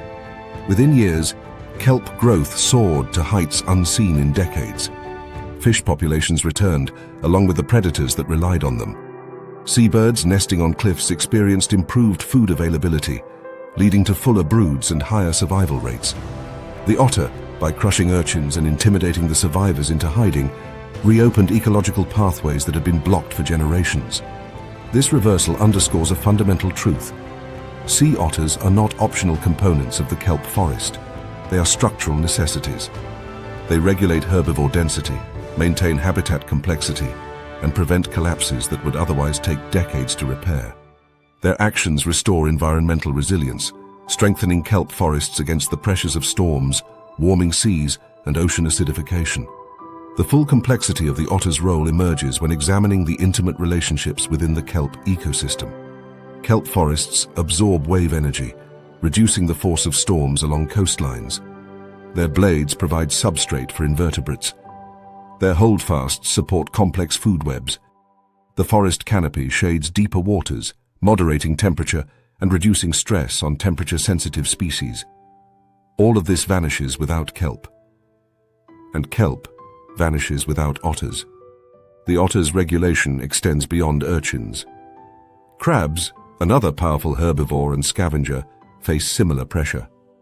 Some crab species feed on kelp holdfast organisms, weakening the structural integrity of the entire plant. Others consume abalone and snails that themselves graze on kelp blades. Left unchecked, crabs reshape the bottom floor community in ways that hinder kelp regeneration. Otters disrupt this dynamic by targeting crabs with the same ruthless precision they apply to urchins. Their energetic demand ensures no complacency in the ecosystem. Otters hunt year-round, not seasonally. They do not migrate away from kelp forests, nor do they rely on distant feeding grounds. Their presence is persistent, reinforcing a constant pressure that prevents slow buildup of destructive herbivore populations. In ecosystems where kelp forests survive without otters, conditions are often precarious. Environmental variables, storms, temperature, wave exposure, must line up precisely for kelp to grow. But where otters exist, the forest becomes more stable, more dynamic, more self-reinforcing. Their influence is like a guardian force that prevents collapse by addressing problems before they begin. As the tide turns and afternoon light filters through thick kelp fronds, a sea otter floats effortlessly near the surface, grooming its dense fur with practiced movements. Beneath it lies a world protected from ecological mafias, roaming gangs of herbivores that would devour the forest if given freedom. The otter protects this world not through brute strength or territorial displays, but through daily, methodical predation. A single otter may consume dozens of urchins in a day. A thriving population reshapes the destiny of entire habitats.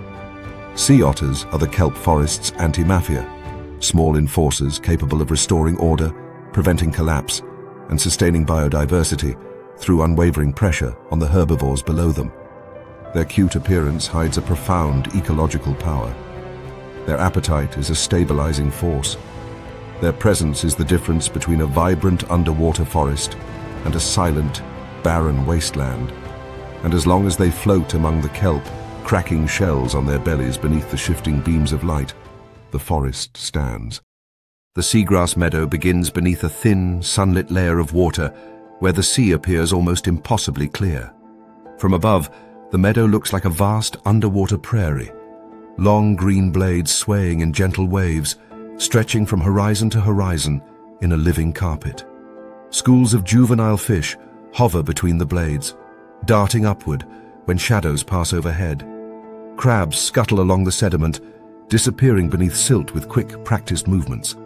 Snails, worms, tiny shrimp, and countless microscopic creatures weave through the grass, feeding, burrowing, and hiding. Everything here depends on the meadow staying balanced. Not too tall, not too sparse, not too smothered in excess sediment. But seagrass, for all its beauty, is an ecosystem that can easily become its own worst enemy. Left unchecked, the long blades grow so dense that light struggles to penetrate the lower layers. Sediment gets trapped between the tangle of leaves, piling up until oxygen levels drop and the plants begin to suffocate under their own weight. Overgrown meadows turn stagnant, losing the diversity that once thrived in their sunlit shallows. This overgrowth is not inevitable, but without a regulator, it is a fate many meadows meet. Enter the green sea turtle, slow-moving, ancient, and deceptively gentle in appearance. To the untrained eye, it is a serene grazer drifting across the shallow flats with lazy strokes of its flippers. But its role runs far deeper.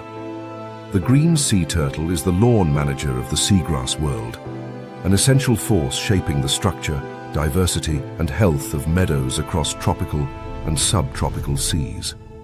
Every bite, every grazing route, every patch it trims helps maintain balance in a habitat that would otherwise collapse under its own productivity. A single turtle approaches the meadow with methodical calm. Its large, smooth carapace glistens beneath filtered sunlight as it descends toward the grass. When it reaches the bottom, it anchors itself with slow, deliberate movements, lowering its head to bite into the seagrass with powerful, serrated jaws. The sound is subtle but distinct, a soft tearing that echoes faintly through the water. And with that first bite, the ecosystem begins to shift. Turtle grazing is not random snacking. It is deliberate landscaping. Green sea turtles prefer the younger, nutrient-rich blades of seagrass, the parts most valuable for growth.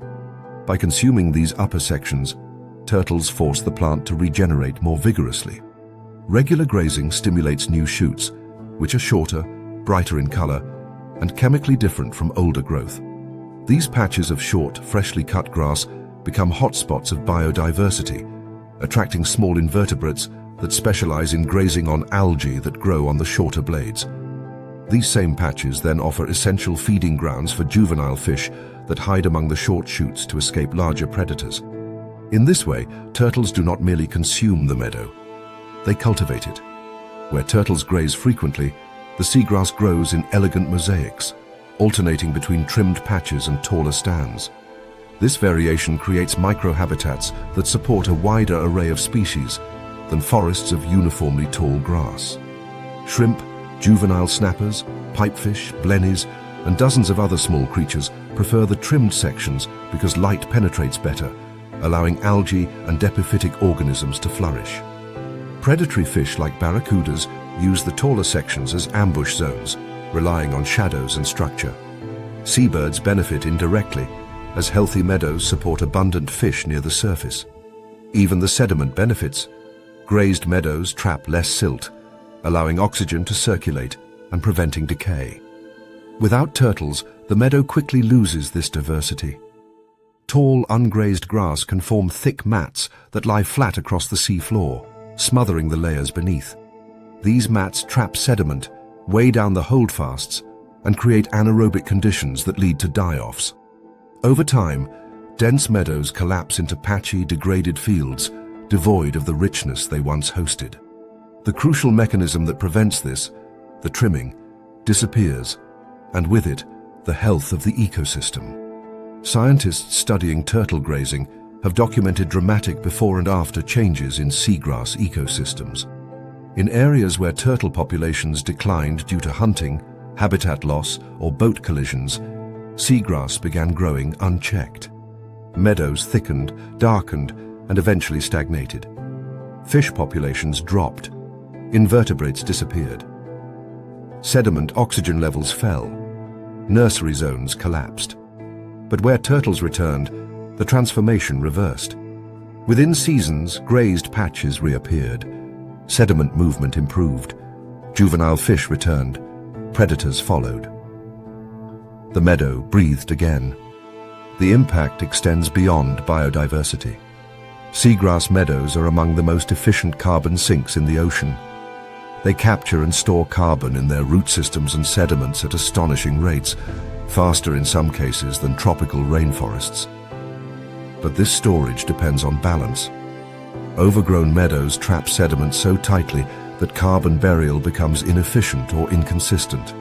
Grazed meadows, by contrast, maintain the dynamic turnover necessary for sustained carbon cycling. In this way, green sea turtles indirectly support global carbon storage processes, shaping not just local ecosystems, but planetary-scale functions. The turtles' influence is not limited to physical structure. Their grazing behavior also drives movement. Fish flee from turtles as they feed, only to settle elsewhere. Invertebrates migrate toward grazed patches. Small predators patrol turtle feeding trails, hunting creatures that stir during the disturbance. This movement distributes pressure across the meadow, preventing localized overgrazing by smaller herbivores such as parrotfish or sea urchins. In this sense, turtles are kinetic forces. Their slow travels create ripples of activity that re-energize the entire habitat.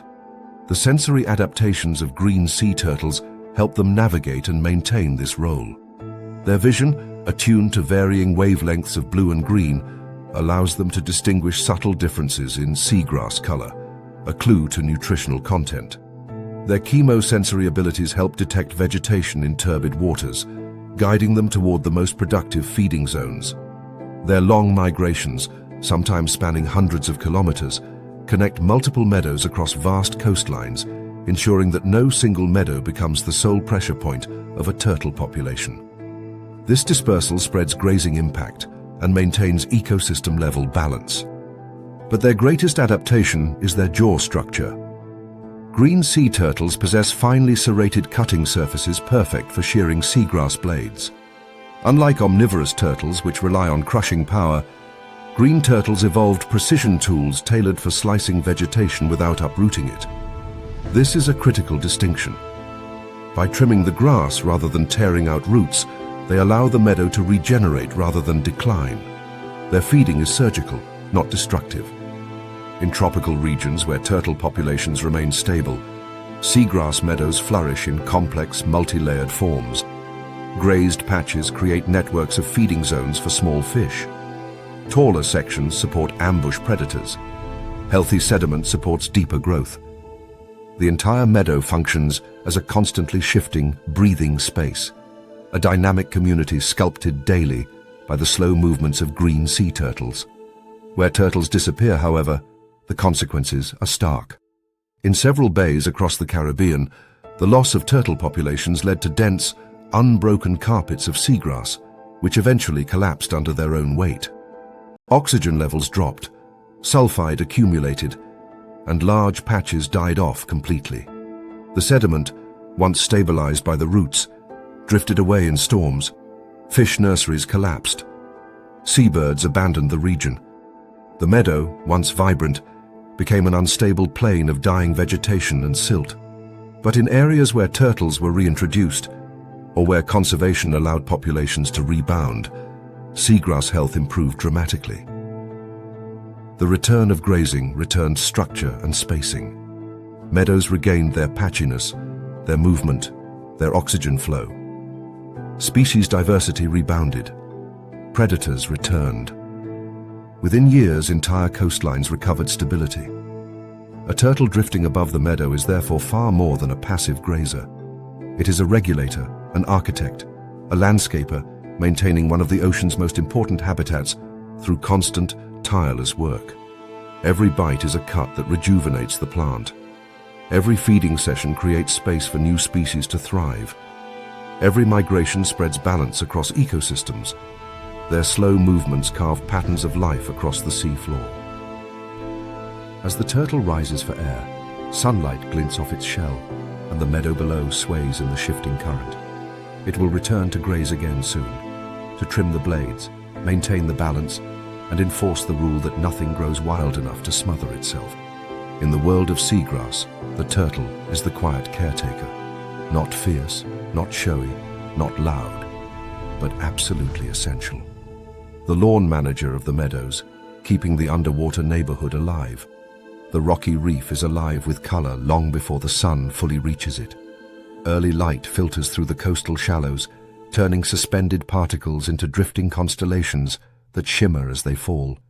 Algae sway in slow-motion rhythms. Snails inch across boulders that have not moved in centuries. Crabs shuffle through crevices, dragging trails of disturbed sediment behind them. Small fish hover among the rocks, darting nervously from shadow to shadow. Everything here grows on, crawls over, or clings to the substrate. A world of hard shells, fortified bodies, and slow, grinding motions shaped by the constraints of life between stone and tide.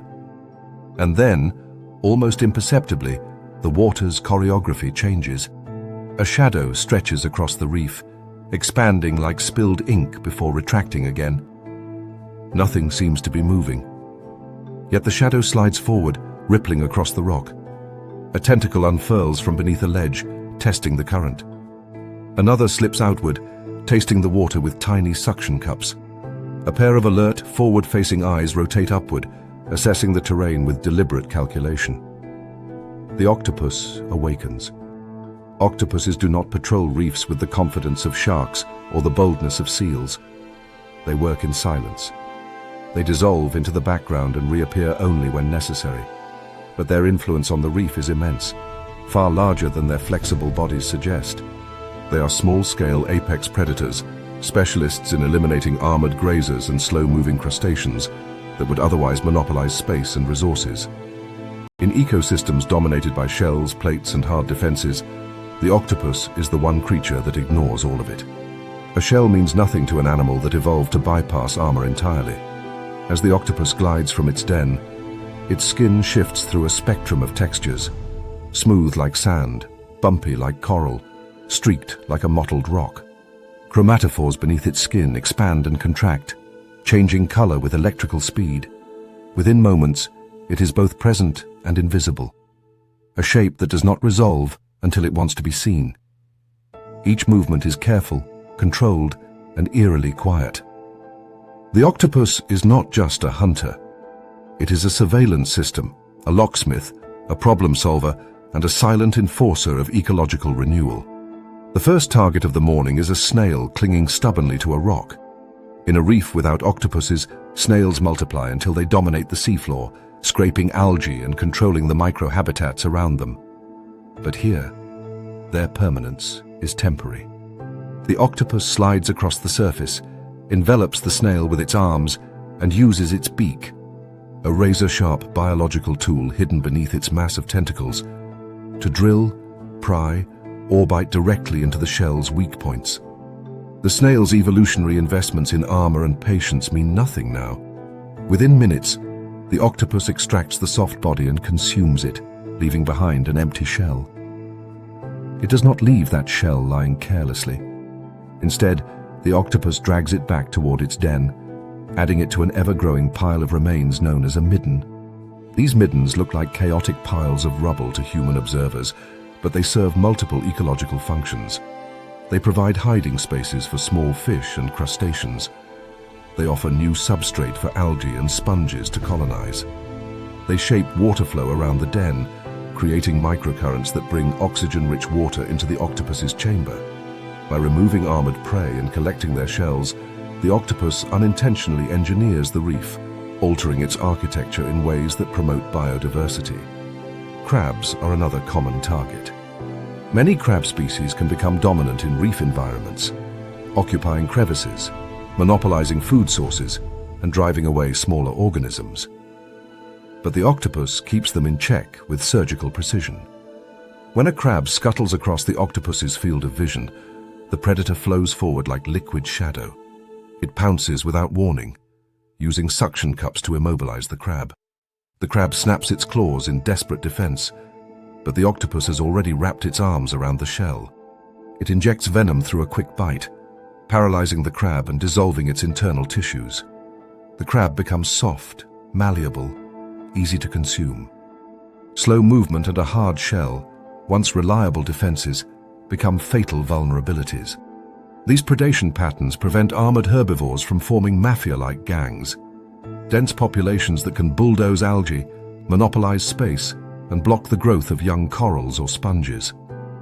Without octopuses, studies show that populations of snails, crabs, and bivalves explode. They fill every crevice, crowd out competitors, and reshape the reef into a restrictive landscape dominated by hard shells and heavy grazers. Diversity plummets. Octopuses prevent this by thinning the ranks. They do not eliminate all slow competitors, but they maintain turnover. They ensure that no species relying entirely on armor becomes entrenched. Their hunting is enhanced by extraordinary sensory abilities. Octopuses use chemotactile perception, tasting the environment through their suction cups, to detect prey hidden beneath sediment or buried within holes. They can recognize individual shapes, textures, and even patterns of movement. Each tentacle operates with a degree of autonomy, controlled partly by the central brain and partly by its own neural clusters. This distributed intelligence allows the octopus to perform complex tasks simultaneously, probing a crevice with one arm while scanning for predators with its eyes, or manipulating stones with 2 arms while preparing to ambush with 6. Their cognitive flexibility goes even further. Octopuses solve problems by trial, exploration, and learning. They open shells using different techniques depending on species. They manipulate rocks to block predators. They steal from traps, using exquisite precision to retrieve bait without becoming caught. Some individuals even rearrange their dens, collecting shells not just as debris, but as building materials. These behaviors reveal a creature whose ecological impact stems not only from predation, but from innovation. One of the most striking effects of octopus behavior is its role in promoting ecological churn. By constantly removing slow, space-holding creatures, octopuses create openings for species that require bare rock to settle. Sponges, tunicates, algae, and young corals need stable surfaces free from grazing pressure to attach and grow. When octopuses clear these zones, they unintentionally create microhabitats for early colonizers. That diversity, in turn, attracts small fish, which attract larger predators. A single octopus can therefore influence species composition across several meters of reef, a surprisingly wide radius for such a solitary hunter. The midden piles contribute further. Over weeks and months, these piles accumulate broken shells, bones, pebbles, and debris. Small fish hide within the gaps. Crabs use the edges as ambush platforms. Algae grow in nutrient-rich patches among the fragments. Middens become miniature neighborhoods of their own, evidence of the octopus's presence, yet also signs of the community it fosters through its predation. Unlike dolphins or sharks, octopuses do not patrol large territories. Their influence is hyper-localized, often centered around a single den. But within that zone, they function as the neighborhood hitman, removing those who become too numerous, too slow, or too reliant on passive defenses. Their presence forces armored creatures to stay alert, disperse, and adapt. Snails move less openly. Crabs hide more frequently. Some bivalves alter their distribution, shifting toward zones with fewer octopus dens. This behavioral pressure is essential, preventing stagnation and promoting movement. In ecosystems where octopus populations decline due to pollution, habitat disruption, or fishing pressure, the consequences become visible quickly. Shellfish densities rise. Snails expand across large swaths of rock. Crabs dominate crevices and damage juvenile corals. The reef becomes quiet, overcrowded with creatures that slow ecological turnover. Diversity diminishes, and the vibrant mosaic of life becomes monotone. But when octopuses rebound, the structure revitalizes. Diversity returns. Algae thicken. Fish reappear. Predators follow. The octopus is therefore not just a hunter, but a sculptor, shaping the reef through removal and rebuilding, predation and construction, violence and artistry. Its intelligence accelerates this influence. It upgrades tactics, experiments with tools, and adapts to prey behavior with astonishing speed. Its middens mark the territory like the signature of an artisan. Its predation marks the reef like the pruning cuts of a gardener. As the octopus retreats back into its den with a fresh crab in its grip, the reef outside resumes its quiet pulse. The small fish return. Snails shift positions cautiously. Crabs emerge again, but with more hesitation. The space remains alive, dynamic, structured by an invisible pattern of enforcement. In a world dominated by armor and stagnation, the octopus ensures that nothing relying on a shell, slow movement, or complacency becomes permanent. It cracks open the old, clears out the entrenched, and leaves behind the pieces from which new life grows. The neighborhood hitman, the puzzle thief, the quiet architect of motion within the rocky reef. In the shallow coastal flats where sunlight reaches the sand with full strength, the seafloor appears calm at first glance. A quiet expanse of rippled sediment, punctuated by scattered rocks, fragments of coral, and branching burrows that vanish into the dark. Small fish hover just above the bottom, watching for disturbances. Crabs shuffle sideways between sand grains, following ancient routines that change little from tide to tide. Snails graze methodically along the algae-coated surfaces. Everything here relies on the same finite currency: shelter. Holes, cracks, crevices, and tunnels serve as the only defenses in a world without walls, the spaces where life hides from predators, currents, and the grinding pressure of the coastal ecosystem. But nothing about these micro-habitats is peacefully shared. Ownership on the seafloor is not negotiated. It is enforced. And the most feared enforcer is not the largest predator or the swiftest. It is a creature barely longer than a human finger, equipped with one of the most extreme weapons in the animal kingdom: the mantis shrimp. A mantis shrimp emerges from its burrow with a slow, testing movement, its compound eyes rotating independently, each surveying a different part of the world. These eyes are among the most advanced on Earth, capable of detecting ultraviolet light, polarized signals, and subtle variations in color that most animals, including humans, cannot perceive. The world looks different through these eyes. Every reflection, every flicker of movement, every change in shadow reveals something hidden. With this sensory map, the mantis shrimp knows exactly who belongs near its burrow and who does not. Although their bodies are small and delicate in appearance, mantis shrimp are armed with specialized appendages that strike with unbelievable force. There are two main types: spearers, with barbed raptorial limbs built for impaling soft prey, and smashers, with hammer-like clubs capable of delivering blows faster than a bullet leaving a handgun. This chapter focuses on the smashers, the mantis shrimp that defend their homes with the most destructive strike in the shallow ocean. When a mantis shrimp fires its club, the acceleration is so rapid that it creates a cavitation bubble, a pocket of vapor caused by extreme pressure change, which collapses with a second shockwave strong enough to stun or kill prey, even if the strike itself misses. These creatures are tiny bundles of ballistic energy, but their violence is not random. It is territorial. The mantis shrimp's burrow is its fortress, its food cache, its nursery, and its shelter from predators. Every rock crack, every hollow beneath a coral fragment, every carefully dug tunnel is potential real estate. And on the crowded seafloor, where space is limited and extinction arrives swiftly for the homeless, these shelters become the most valuable resource. Mantis shrimp enforce the boundaries of these territories brutally. Their presence alone reshapes the behavior of other species that learn through experience or instinct to avoid the zones where a mantis shrimp lives. The typical day of a mantis shrimp begins with maintenance. Emerging from its burrow entrance, the shrimp clears debris, sand displaced during the night, shells or stones that shifted with the tide, or intruders that positioned themselves too close. With astonishing dexterity, it uses its small walking legs to restack pebbles around the entrance, customizing the architecture to its specific needs. Some individuals prefer narrow openings, others build elaborate front-facing mounds. This structural control makes the burrow easier to defend, forcing unwelcome visitors to approach through predictable angles. These architectural choices reveal a level of environmental manipulation rare among crustaceans. Once the burrow is secured, the mantis shrimp begins its patrol. It glides low over the sand, pausing to test chemical cues with its antennae. The scent of snails, hermit crabs, or small fish lingers where they passed earlier in the morning.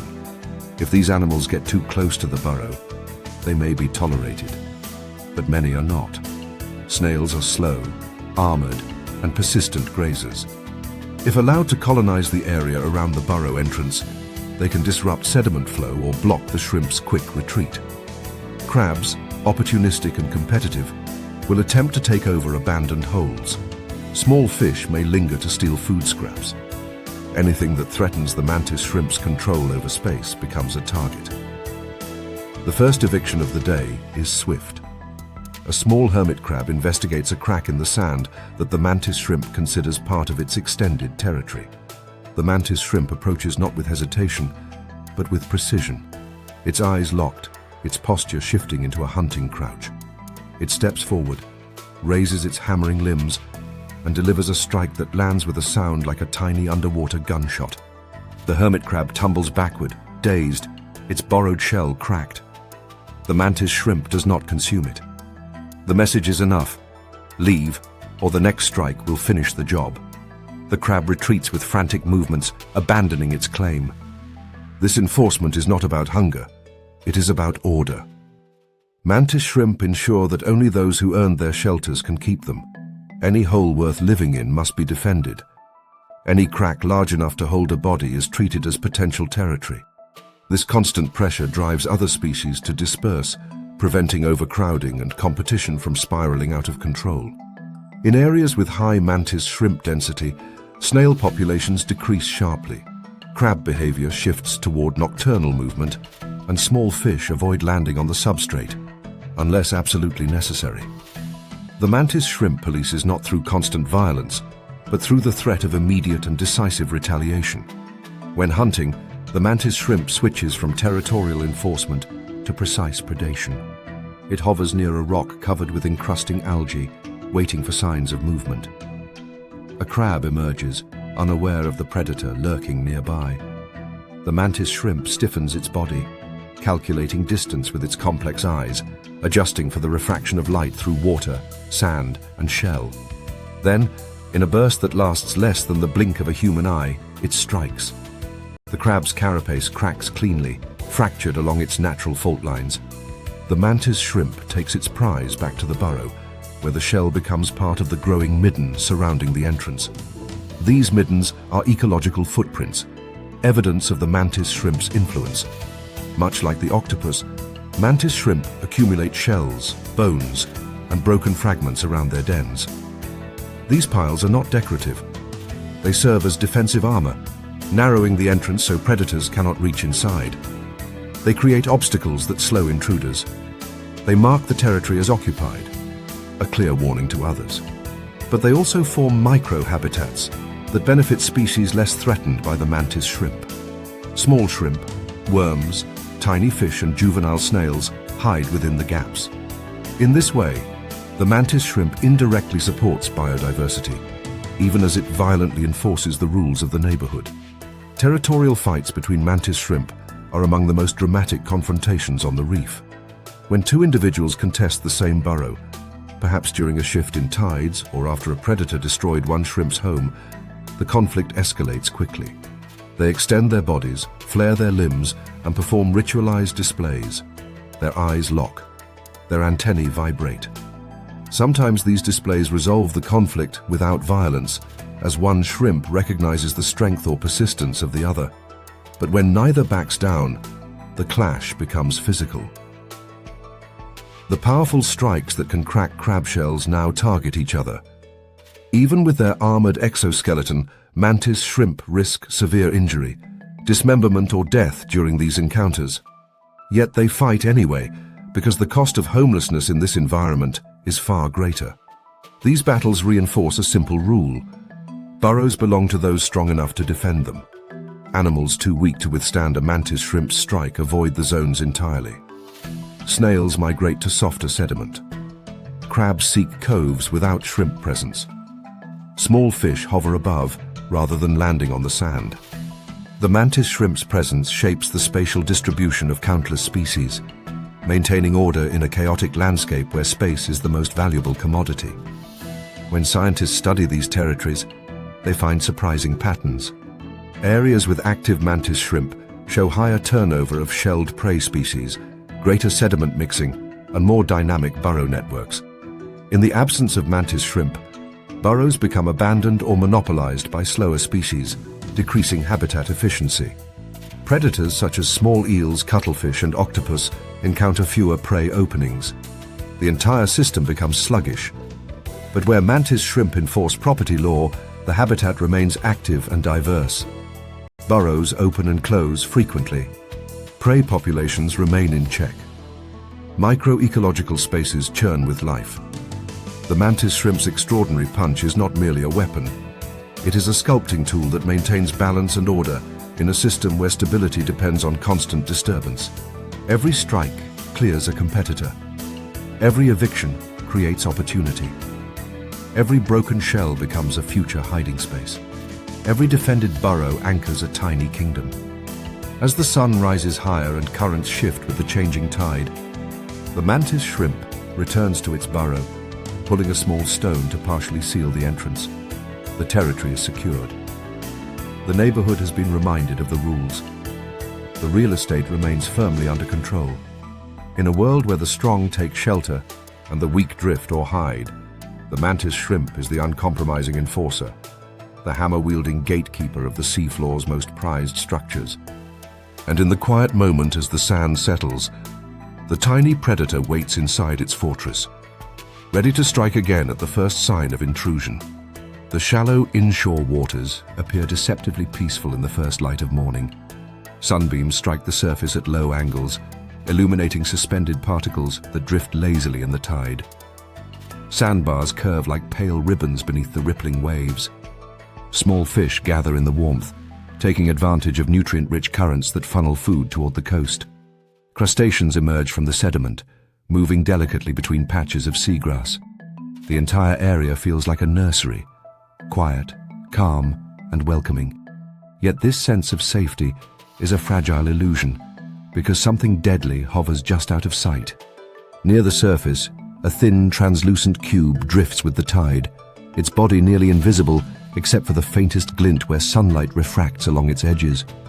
Beneath it trail dozens of long, thread-like tentacles, so fine they blend seamlessly into the water column. They sway with subtle movements, unfurling in slow arcs, each one lined with potent biological weaponry. This creature is a box jellyfish, one of the most venomous animals on the planet, a ghostly enforcer patrolling the quiet shallows. Its presence alone transforms the warm coastal flats into zones of danger. To understand the box jellyfish's role in this ecosystem, it is necessary to discard human perceptions of beauty, danger, or malice. The jellyfish is not a hunter in the traditional sense. It does not chase. It does not stalk. It does not use strategy. Instead, it occupies a niche defined by patience, invisibility, and chemical precision. Its tentacles contain nematocysts, microscopic harpoons that inject venom capable of shutting down a human heart in minutes. Yet in nature, this venom evolved to target far smaller creatures, fast-moving fish, delicate crustaceans, and larvae that thrive in warm shallows where productivity is high and competition intense. The first hint of the jellyfish's influence begins with the behavior of the fish. Young mullet dart close to the surface, but abruptly change direction, avoiding a band of water that appears no different from the rest. Their movement forms a curved path around an invisible barrier. Tiny shrimp do the same, drifting in open groups until they approach a similar region, then scattering sharply as if pushed by an unseen force. The box jellyfish's tentacles form lethal corridors, narrow strips of space where entry often means instant paralysis. These zones are not obvious to the naked eye, yet to the animals that inhabit this environment, they may as well be neon warning signs. The jellyfish floats forward, gently pulsing its bell to maintain position. Unlike many jellyfish species that drift entirely with the currents, box jellies exhibit rudimentary swimming behavior. They can adjust their depth, move laterally, and even avoid obstacles. Their simple nervous system responds to environmental cues, brightness, salinity, water movement, allowing them to remain in favorable zones where prey density is high. In warm shallows, productivity increases dramatically, creating surges of tiny organisms that feed juvenile fish. Without predators, these populations would explode, overwhelming the system and altering nutrient cycles. The box jellyfish prevents this through a strategy that appears passive but is brutally effective. One small fish ventures too close. The jellyfish does not react. Instead, a tentacle touches the fish's side with the gentlest whisper of contact. Thousands of nematocysts fire in a fraction of a second. Each microscopic barb penetrates the skin and delivers a dose of venom specifically evolved to stop fast prey from escaping. The fish spasms, then becomes still. The jellyfish retracts the tentacle slowly, drawing the paralyzed prey toward its digestive cavity. It is not a dramatic kill. It is quiet, clean, and efficient. Perfect for a creature with no bones, no brain, and no intent beyond survival. This venom is not intended for creatures the size of humans. Yet the potency is so high that accidental encounters cause catastrophic reactions. The toxins attack the cardiovascular system, disrupting ion channels and triggering overwhelming pain responses. But in the ecological context, the venom has a clear purpose: stopping small, quick animals that could otherwise dart away from slow, drifting hunters. In the warm nursery waters where these prey flourish, jellyfish predation is essential. Without it, fish larvae and juvenile crustaceans could reach densities that destabilize the entire food web. The shallow waters are a paradox, simultaneously the safest and most dangerous zone in the marine environment. Warmth brings life. Calm currents allow juveniles to grow. Abundant nutrients feed countless species. Yet these same qualities create overcrowding that demands regulation. Box jellies fill this role, controlling populations of soft-bodied, fast-breeding creatures before their numbers overpower the system. Their invisible hunting style, though terrifying from a human perspective, is a finely balanced ecological mechanism. As the jelly drifts, its tentacles form a patchwork of no-go zones. These are not static barriers. They move with the creature's slow pulses. Some tentacles stretch many meters behind, forming long strings of venomous threads that hover just above the sea floor. Other tentacles coil gently around small eddies, waiting for prey to stumble into them. Fish learn these patterns over generations. Their instincts guide them to avoid certain densities of light and shadow, where the jellyfish's nearly invisible body refracts sunlight strangely. Shrimp sense chemical cues in the water, detecting trace components of venom or mucus. Crabs recognize the danger by observing the sudden disappearance of smaller animals around them. This avoidance behavior spreads outward. Entire schools of fish shift their migration routes during jellyfish season. Crustacean larvae delay settlement until conditions change. Even larger predators such as trevally or barracuda adjust their hunting strategies, avoiding areas where box jellies drift. The presence of a single jellyfish can alter traffic patterns across several square meters of habitat. Multiple individuals create entire corridors, underwater streets where movement becomes restricted, hazardous, or impossible. These invisible barriers serve a function. They partition the ecosystem, forcing species to redistribute themselves. This redistribution prevents overcrowding in nursery zones. It spreads grazing pressure across a wider area. It reduces competition for planktonic food. It ensures that only the most cautious or responsive individuals survive. The box jellyfish, without intending to, enforces a rule of selectivity. Only those who detect and avoid the threat prosper. The life cycle of the jellyfish reinforces this dynamic. Box jellies begin as tiny polyps attached to hard surfaces, the underside of rocks, the walls of mangrove roots, or even artificial structures like piers. When environmental conditions shift, temperature rises, salinity fluctuates. These polyps release juvenile medusae into the water. These juveniles drift upward, joining the population of adults patrolling the shallows. During warm seasons, their numbers increase dramatically, creating periods of heightened danger. These seasonal pulses function like ecological checkpoints, regulating population booms of the prey species that breed most intensely during the same periods. The box jellyfish's sensory capabilities are surprisingly advanced for a creature without a centralized brain. They possess clusters of eyes arranged around their cube-shaped bell, some capable of forming images, others tuned to detect light intensity and direction. These eyes help the jellyfish stay near shorelines, while avoiding obstacles like mangrove roots or coral structures. Their movement is slow but purposeful. They remain in zones where prey density is highest, warm, calm, shallow waters, but avoid beaches churned up by waves or areas with too much sediment, which interferes with their detection abilities. Their predatory efficiency has consequences that ripple outward. In regions where box jellyfish populations decline due to pollution or environmental change, the shallows become overloaded with juvenile fish and crustaceans. This leads to rapid depletion of plankton, altered nutrient cycling, and increased competition. The result is a destabilized nursery region where fewer individuals reach adulthood, despite higher initial numbers. But where box jellies remain abundant, the system stays balanced. Their venom keeps the fastest breeders in check, allowing slower growing or more delicate species to survive alongside them. Humans, unlike natural prey, are accidental victims. Transparent tentacles blend perfectly into the water, giving swimmers no warning until the sting hits like a bolt of fire. The pain is overwhelming because the venom evolved to incapacitate animals much smaller and faster than people. The human cardiovascular system, hit by a toxin intended to stop tiny fish instantly, reacts violently. But this is an unfortunate overlap, a mismatch between human vulnerability and the ecological role of the jellyfish. From the perspective of the ecosystem, these creatures enforce one simple rule: enter the nursery waters and you accept the risk. Warmth is opportunity, but also danger. Productivity requires culling. Life flourishes only when balanced by death.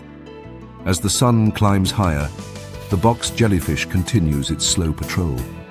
Fish skirt its perimeter, moving in cautious arcs. Shrimp drift in patterns they have evolved over millennia to avoid invisible threads. The water appears safe, tranquil, almost idyllic. Yet beneath the surface lies a grid of lethal boundaries. No noise, no chase, no spectacle, just silent enforcement. The invisible no-go zones stand as reminders that the ocean, even in its quietest corners, is shaped by forces delicate yet deadly. Forces that maintain balance through methods as subtle as a drifting tentacle and as decisive as a heartbeat stopped mid-beat. The shallow reef flats at low tide have a deceptive stillness. Sunlight penetrates the water with perfect clarity, turning ripples into liquid glass and illuminating every grain of sand below. Small waves fold and unfold quietly, carrying the scent of tide-polished coral. The landscape looks harmless, a mosaic of sand patches, broken coral, eroded rubble, and scattered shells. Fish dart between the fragments. Rays glide overhead with gentle sweeps of their wings. Crabs scuttle in erratic lines. Everything in this quiet world seems serene, predictable, and safe.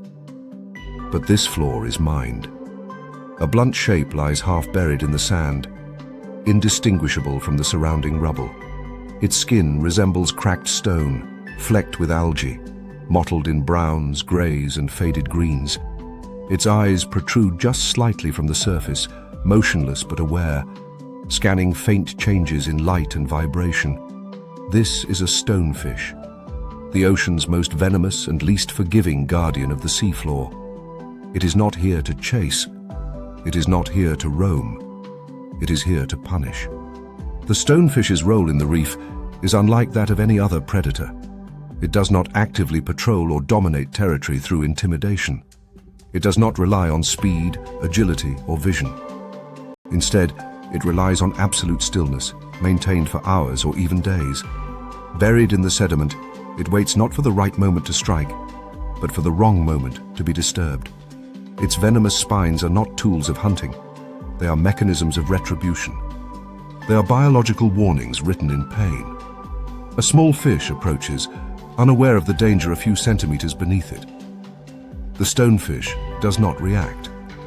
It does not move, even when the fish drifts close enough to brush against its rough skin.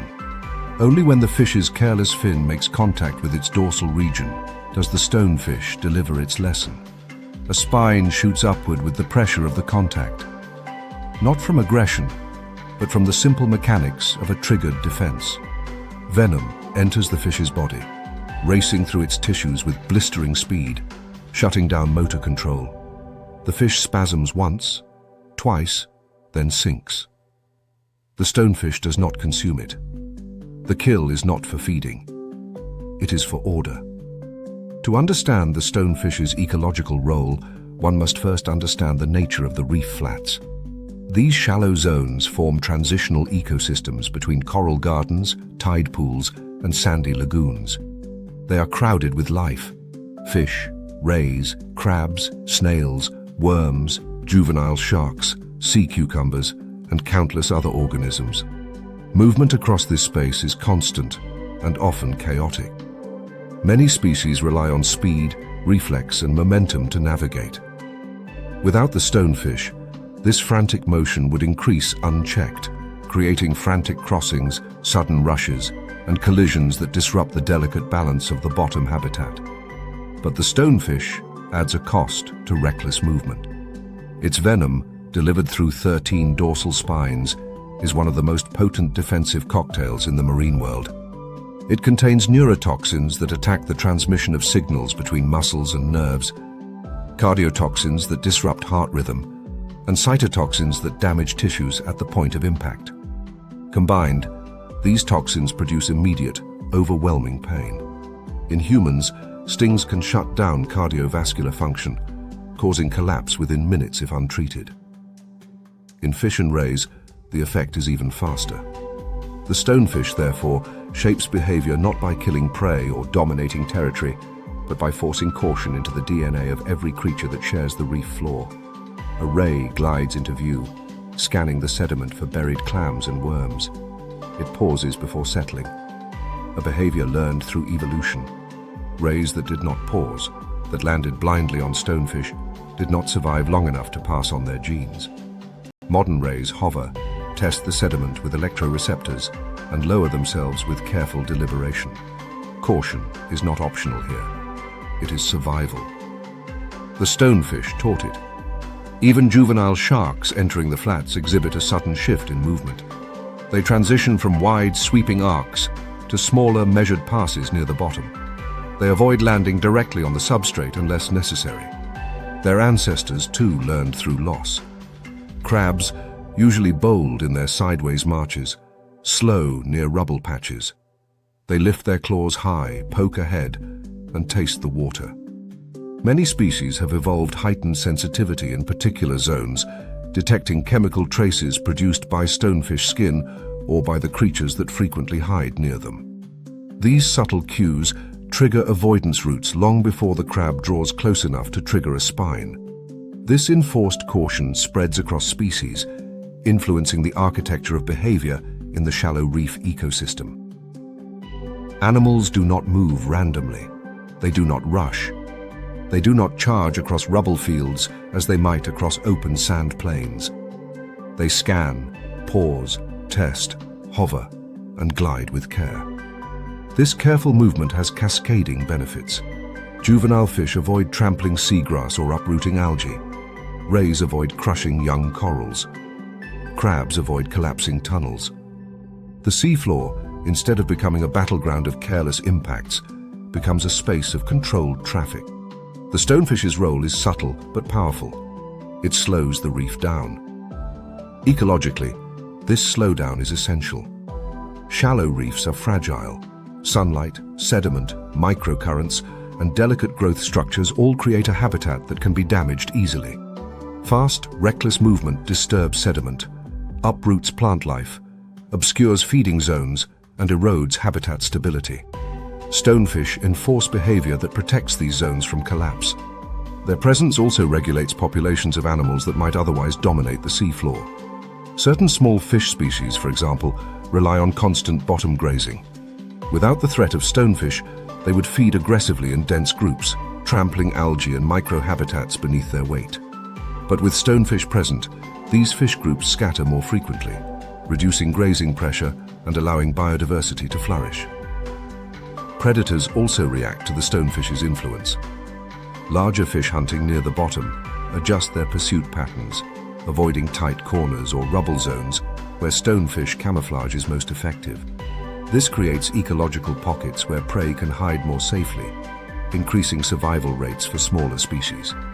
In a strange inversion, the stonefish's threat increases refuge opportunities for creatures it will never hunt. The stonefish, immobile as it seems, engineers a spatial map of caution across the reef, shaping everything from movement speed to foraging routes. It enforces a rule older than the reef itself. Check before stepping.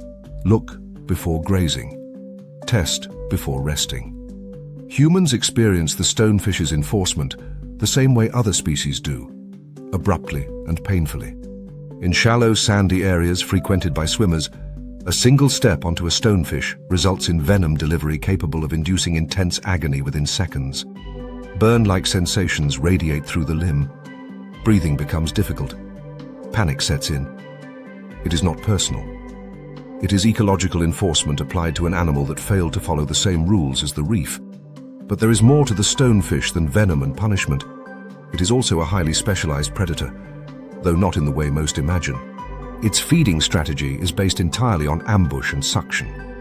When a small fish or shrimp wanders close enough, the stonefish lashes forward with shocking speed, opening its mouth faster than the human eye can follow. The suction force created by this rapid expansion draws prey in instantly. The fish disappears into a cavernous maw that closes just as quickly as it opened. The stonefish's venom plays no role in feeding. It is purely defensive, an evolutionary tool designed to deter predators and punish clumsiness. This is rare in marine evolution. Most venomous creatures use their toxins to subdue prey. The stonefish does not need to. Its ambush strike is powerful enough. The venom exists solely to protect its sedentary lifestyle. This lifestyle, the art of lying still, is what makes the stonefish so influential. Because it does not move, it becomes part of the environment. Because it blends perfectly into rubble, sand, or algae patches, it becomes a hidden rule that all creatures must respect. Its spines transform the seafloor into a field of caution, shaping movement in ways that benefit the entire ecosystem. In regions where stonefish populations decline due to habitat destruction or overcollection, patterns shift rapidly. Fish become bolder. Rays land without hesitation. Crabs march recklessly. Sediment clouds increase. Seagrass suffers. Juvenile coral gets trampled. Small prey species overforage delicate algae. The shallow reef begins to fray at its edges, eroded by the unchecked motion of its inhabitants. But where stonefish thrive, the shallow flats remain stable. The community moves differently. Life becomes measured. The seafloor retains structure. Biodiversity expands. By punishing the careless, the stonefish protects the careful. By enforcing risk, it cultivates restraint. By simply existing, it transforms chaos into caution. As the tide begins to rise and waves lap gently across the reef, the stonefish remains motionless, half-buried, invisible. It will not hunt until something strays too close. It will not move unless necessary. But its impact radiates across every animal that passes through this space, a silent enforcer of patience on a floor that never forgives haste. Morning light filters through the shallow reef like liquid gold, bending into beams that flicker across coral towers, sandy ridges, and narrow cracks carved by centuries of waves. Small fish weave through branching corals, ducking in and out of holes they consider safe. Tiny eels recoil deeper into crevices at the slightest tremor. This world is a maze, an intricate network of tunnels, chambers, and hidden pockets where survival depends not on speed, size, or strength, but on finding the right hole at the right moment. Shelter in a coral reef is currency. The best cracks, deep, narrow, protected, are worth fighting for. Juvenile fish stake them out and refuse to leave. Eels stretch themselves along winding passages, claiming the long tunnels as their permanent homes. Crabs wedge themselves beneath layers of rock, using their claws as barricades. These hiding spots become miniature fortresses, defended fiercely against intruders. Without disturbance, a single eel or fish can monopolize a crevice for years, locking up prime real estate and limiting opportunities for others. But in this system of possession and stubborn occupation, there exists a force designed by evolution to break monopolies. A creature built to enter the inaccessible, infiltrate the uninvadable, and evict the unmovable. A sea snake glides across the reef. Its body moves with hypnotic precision, each ripple traveling like a wave of muscle from head to tail. Its scales reflect sunlight in subtle patterns, silvers, greys, and faint yellows, creating a glossy shimmer that blends with the shifting tones of shallow water. Unlike fish, which swim with lateral rigidity, the sea snake moves with fluid confidence. Its entire body, a living rope capable of threading through the reef's most intricate architecture. Its head is narrow and distinct from its neck. Its nostrils sit atop its snout, closing underwater and opening only when it rises for air. Its eyes, small but perceptive, scan the reef for movement, watching for the faintest twitch of a fin or flick of a tail. This predator is not here to chase. It is here to infiltrate. The sea snake pauses beside a coral ledge and lifts its head slightly, tasting chemical traces in the water. Its tongue flickers, forked, delicate, perfectly evolved for detecting the scent of hidden prey. The signal is clear. A fish is inside the nearby crack. The snake moves closer, twisting its body into an S-shaped coil that positions it in front of the crevice entrance. From the fish's perspective, this is disaster. The crack, a home it has defended against countless competitors, is supposed to be a sanctuary, narrow enough to prevent large predators from entering, complex enough to confuse anything that tries to follow. But this predator does not need space to pursue. It needs only an opening the width of its skull. The sea snake dives in. It pushes its smooth, muscular body into the crack with astonishing control. Its ribs articulate individually, allowing it to flatten, expand, or twist in ways that vertebrates rarely achieve.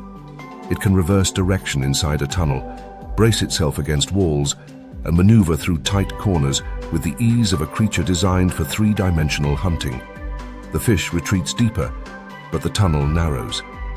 The snake accelerates, striking with a short, precise movement. Its fangs, tiny but razor-sharp, inject venom that paralyzes instantly. The fish's muscles seize. Its body stiffens. Within seconds, the hunt is over. The snake withdraws from the crevice the same way it entered. Backward, controlled, fearless. Because coral cracks are not symmetrical and rarely straight, this ability to reverse out is essential. The snake emerges with its prey hanging limp from its jaws, carrying it to an open ledge where it consumes it whole. This scene, repeated countless times across reef systems, shapes the very structure of coral ecosystems. Sea snakes perform a unique form of ecological maintenance. They prevent any single fish or eel from claiming a crevice indefinitely. They are the agents of turnover, forcing even the best hidden species to face occasional eviction. The reef needs this enforcement. Without sea snakes, competition for holes becomes cutthroat. Certain species specialize in finding cracks early in life and refusing to leave. Over time, these whole hogs dominate the best shelters, reducing opportunities for newcomers. The lack of turnover decreases diversity because young fish without safe hiding places become easy targets for larger predators. Coral cracks are limited real estate, and stagnation spells ecological decline. Sea snakes break that stagnation with their hunting. Their impact reverberates across size classes and species. Small fish learn not to rely entirely on cracks, developing behavioral flexibility and improving their ability to flee into the open when necessary. Eels, recognizing that even narrow tunnels are not impregnable, shift between crevices more often. Crabs retreat deeper or create more intricate burrows beneath rubble. The entire reef begins to move differently, react differently, survive differently. Sea snakes also regulate populations of species that would otherwise overexploit the habitat. Eels, for example, are formidable predators of juvenile fish and crustaceans. If allowed to occupy prime crevices permanently, they can monopolize feeding territories and suppress prey diversity. By hunting eels inside their hiding spots, sea snakes keep their numbers in check. Fish species that hide in cracks to avoid open water predators also face periodic removal, preventing overcrowding of the best hiding zones. This predator does not rely solely on movement and agility. Its venom is equally critical. Sea snake venom is potent, adapted for quick immobilization of active prey. It contains neurotoxins that disrupt communication between nerves and muscles, causing paralysis in seconds. Unlike some venomous predators, sea snakes do not rely on toxins for defense. Their venom evolved primarily for hunting small but dangerous prey in tight spaces. Inside a crevice, where turning space is limited and escape is nearly impossible, the ability to incapacitate instantly is essential. Their sensory system, too, is extraordinary. Sea snakes possess photoreceptors on their tail skin, allowing them to detect changes in light that signal predators approaching from behind. They sense vibrations through the water and rock structures, giving them information about the size, speed, and direction of nearby animals. Their forked tongues sample water in multiple directions simultaneously, mapping the chemical landscape with great precision. These combined senses allow them to locate prey hidden in cracks that appear empty to the human eye. The ecological effects of sea snake hunting extend far beyond the crevices themselves. By removing fish and eels from cracks, they alter grazing pressure on algae-covered surfaces. They shift predator-prey dynamics by pushing small fish to travel between shelters more frequently. They reduce the dominance of species that would otherwise settle permanently, creating openings for newcomers. This movement increases genetic mixing, reduces localized extinctions, and enhances the resilience of the reef. In regions where sea snake populations decline due to habitat loss, fishing bycatch, or pollution, the consequences are noticeable. Crevices become occupied by long-term residents with little turnover. Young fish struggle to find safe shelters, increasing mortality. Eel populations grow denser and more territorial. Predators like groupers and snappers gain advantage, because prey have fewer refuge options. The coral reef becomes more static, less dynamic, and ultimately less diverse. But where sea snakes remain abundant, crevices are living highways, contested, temporary, ever-changing. No shelter remains owned forever. No species can afford complacency. Mobility increases. Diversity expands. The reef pulses with renewal. A sea snake glides under a coral archway, its body tracing the curve like a ribbon of muscle. It investigates a new crack, senses movement and dives in again, enforcing the rule that every hiding place in the reef is temporary. This predator does not just eat. It regulates access. It reshapes distribution. It enforces turnover. The coral reef is a labyrinth of opportunity, but only for those who remain alert, adaptable, and ready to flee at a moment's notice. With sea snakes patrolling the crevices, no one owns anything forever. The quality control of the reef lives in their coils, silent, relentless, and perfectly evolved to fit into the spaces others assume are safe. The water along a tropical reef often looks peaceful enough to disguise the slow, unfolding dramas beneath its surface. Sunlight scatters across coral heads, slipping into crevices where small fish hover in shimmering bodies, their scales iridescent against the shifting blue. Juvenile wrasses dance along the rubble in quick bursts of color. Tiny damselfish defend their microscopic algae farms, darting out to nip at passers-by. Everything appears balanced, harmonious, and delicately arranged. Each creature moving in tune with evolutionary rules shaped over countless generations. But gliding above the reef in perfect silence, decorated with red, white, and chocolate-brown stripes, floats a predator that does not belong here. Its fins are spread like feathered fans, trailing long, venomous spines that ripple gently with every movement. To the untrained eye, it is beautiful, ornamental, almost regal. To the reef itself, it is catastrophe made flesh. This is the lionfish, an enforcer from another ecosystem, a predator whose arrival rewrites the rules and destabilizes everything beneath it. Lionfish evolved in the Indo-Pacific, where reefs teem with a dizzying diversity of predators. In their native waters, they play a balanced role within a tight web of ecological checks. Larger groupers, sharks, and predatory eels regulate their numbers. Competitors crowd them. Prey species have learned to recognize their silhouette, their strange posture, their slow, stalking approach, and respond with caution. Their venomous spines deter attacks, but they are far from invincible. In the Indo-Pacific, the lionfish is simply another thread in a tapestry woven over evolutionary time. But in the Atlantic and Caribbean, where humanity accidentally introduced them in the late 20th century through aquarium releases, they became something else entirely, an unchecked enforcer. A judge, jury, and executioner operating in a courtroom that never prepared for their presence. The difference begins with recognition.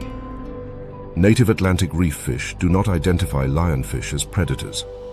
Their bodies do not signal danger the way barracudas or moray eels do. They approach lionfish out of curiosity, inspecting the slow-moving intruder with no instinctive fear. This lack of recognition is fatal. The lionfish remains motionless until the fish drift close enough. Then, in a burst of speed masked beneath its ornate fins, it creates a vacuum with its cavernous mouth, sucking prey in whole. The strike is so fast that water cavitates around the lionfish's jaws, collapsing with a faint pop as the fish disappears between its teeth. A single lionfish can consume dozens of small fish in one feeding session. Over the course of a week, it may devour hundreds of juveniles, wrasses, groupers, parrotfish, damselfish, grunts, snappers, and any other species small enough to fit into its maw. These juveniles form the foundation of the reef's future, the recruits that maintain populations and replace older individuals. When the lionfish kills them excessively, the base of the food web collapses, long before anyone notices the consequences. The invasive lionfish is not simply a predator. It is an overzealous enforcer, imposing the wrong rules in the wrong place. The first rule it enforces is silence. An eerie emptiness where fish once darted in schools. Atlantic reefs that once swarmed with juvenile fish now show clearings, open spaces where movement is sparse. The lionfish hovers with calm indifference as the diversity around it declines. It does not chase or harass. It simply feeds, relentlessly, efficiently, without restraint. The second rule is displacement. Native predators, confused by the lionfish's unfamiliar pattern and venomous spines, avoid confrontation. They do not view it as prey or competitor. They simply leave it alone. This lack of ecological pushback gives lionfish free access to hunting grounds that once belonged to a spectrum of species. They enter cracks where small fish shelter. They invade nursery zones where juveniles hide in branching coral. Their spines protect them, but it is the absence of predators, not the presence of venom, that makes them rulers of this stolen kingdom. In their native range, lionfish territory overlaps with predators that routinely challenge them. Those pressures prevent overgrowth of their population. But in the Atlantic, lionfish spread with astonishing speed. Females release tens of thousands of eggs, protected by toxic mucus that prevents parasites or fish from eating them. Ocean currents carry these egg masses across entire coastlines. The result is an explosion. In some regions, lionfish densities reach levels 50 times higher than in their original habitat. This density creates an ecological feedback loop that few reefs can withstand. The lionfish consumes the juveniles of algae-eating fish, such as parrotfish and surgeonfish. These fish play a critical role in controlling algae growth on coral surfaces. When their numbers decline, algae spreads rapidly, smothering corals that rely on sunlight. This reduces reef resilience, slows coral growth, and diminishes habitat complexity.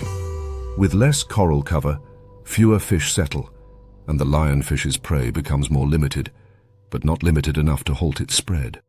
In some areas, lionfish responsible for eliminating more than 90% of juvenile reef fish in localized regions have been documented. Their efficiency is horrifying precisely because it is unintentional. They do not understand that they are invasive predators. They simply enforce the rules that worked for them in the Indo-Pacific, rules that collapsed the Atlantic system. Their method of hunting is uniquely suited to exploitation. Lionfish use their wide pectoral fins as corralling tools, herding small fish into corners or against the reef. They approach slowly, freezing in place to avoid detection. When prey attempt to flee, the lionfish fans its fins outward, creating a visual barrier that confuses and traps the prey. When it strikes, it does so with a sudden, powerful suction, inhaling its target in a fraction of a second. This behavior translates into the Atlantic with devastating effect. Native fish do not understand these visual cues. They do not flee at the right moment. They wait too long, hesitate too close, and disappear into the lionfish's mouth without ever learning the lesson needed for survival. Lionfish also enforce territorial rules that conflict with natural reef dynamics. Unlike many predators that patrol specific areas, lionfish often remain sedentary, occupying small patches of reef, but consuming prey far beyond what their territory can sustain. Instead of moving on when prey declines, they remain, allowing their offspring or nearby lionfish to fill the gaps. The reef becomes a cluster of micro-territories, overpopulated with predators that the ecosystem cannot regulate. The ecological impact extends to cascading effects. When lionfish remove too many juvenile herbivores, algae dominate coral surfaces. Without healthy coral, habitat complexity declines. Without complexity, small fish cannot find shelter. Without small fish, large predators cannot find food. And without predators, lionfish remain unchallenged, continuing their silent conquest. Human involvement is inseparable from this story. The lionfish is a living reminder that when people move species between ecosystems, they do not relocate roles, relationships, or evolutionary histories.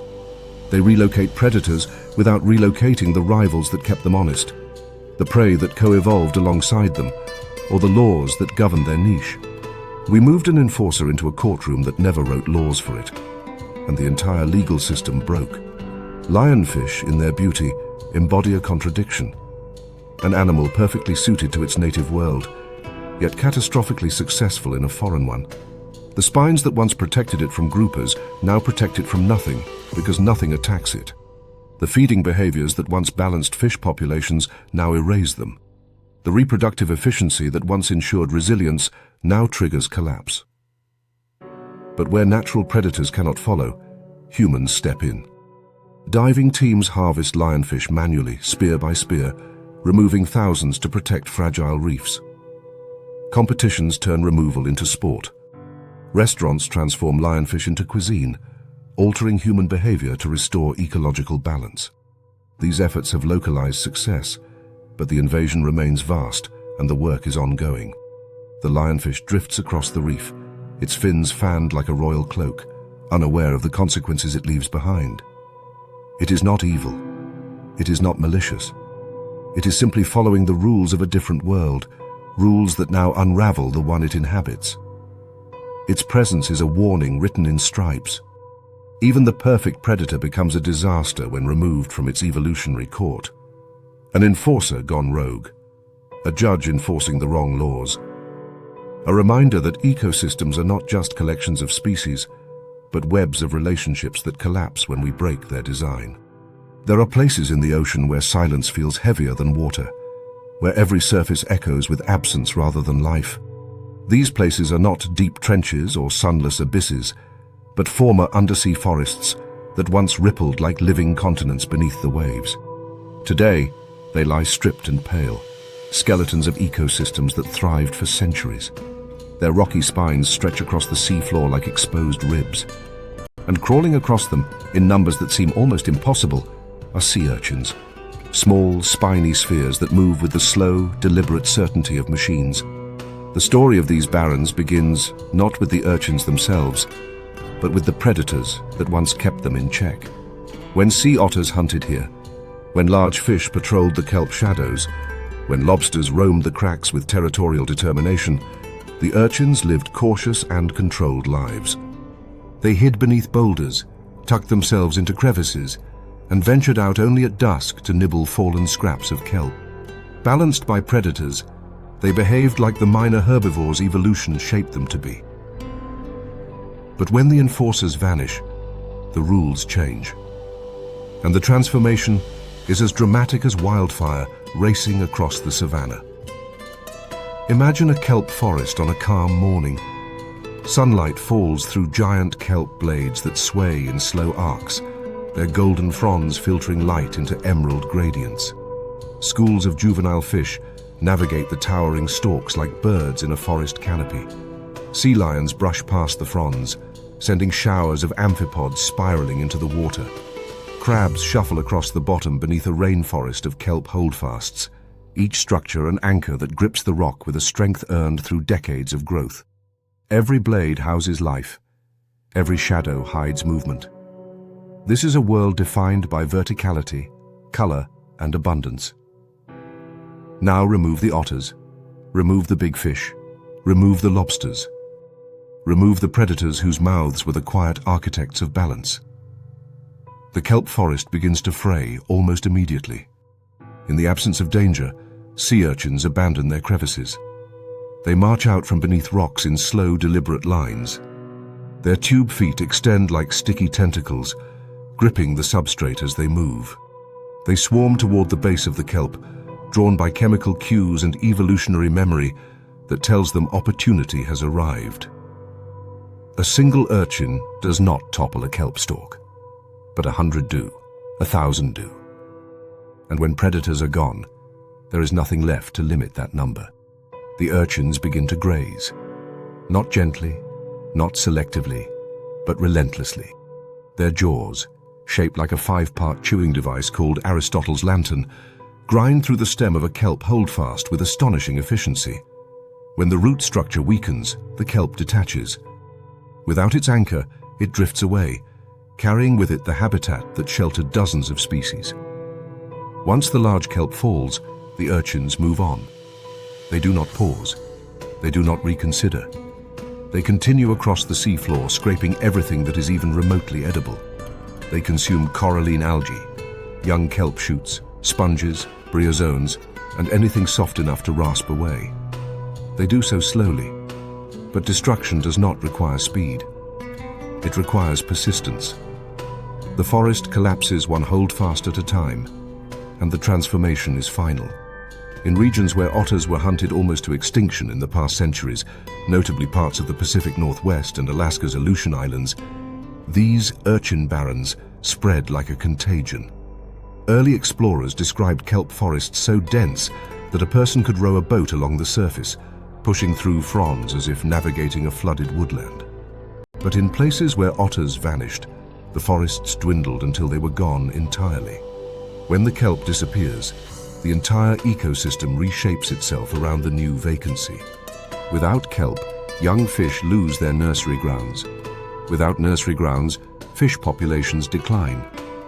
Without fish, seals suffer, and so do seabirds and larger predators that depended on fish for survival. The collapse propagates upward and outward. Even coastal erosion worsens because kelp forests once acted as natural breakwaters, reducing wave energy before it reached the shore. Remove the kelp and storms hit harder, reshaping coastlines over decades. This is not the kind of drama that unfolds in a single season. It happens quietly, often unnoticed, until the forest is already gone. And at the center of this slow-moving catastrophe is the sea urchin. Not a predator, not an enforcer, but a consumer, freed from all restraint. To understand why urchins multiply so explosively, one must look at their biology. Urchins reproduce by broadcasting tremendous numbers of gametes into the water, where fertilization happens externally. In stable systems, most larvae do not survive. Predators consume the tiny free swimmers.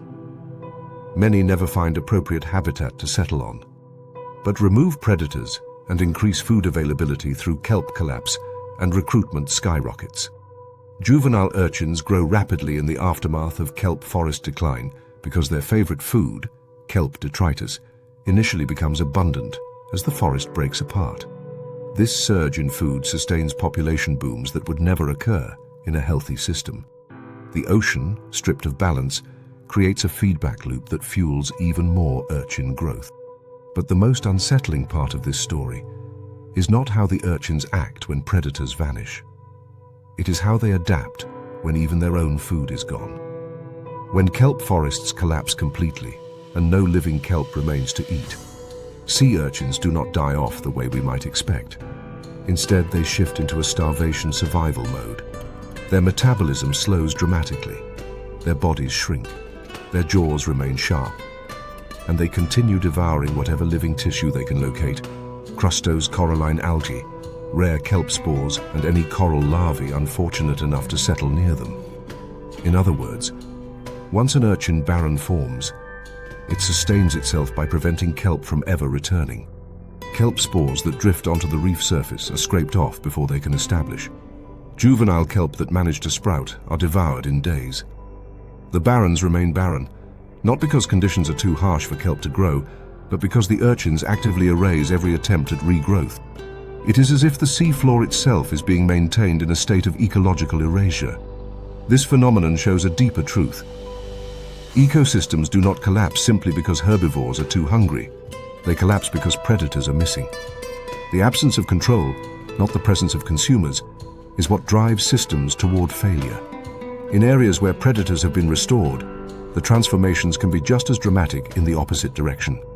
Along parts of the California coast, where sea otter populations have recovered thanks to conservation efforts, kelp forests have returned with astonishing speed.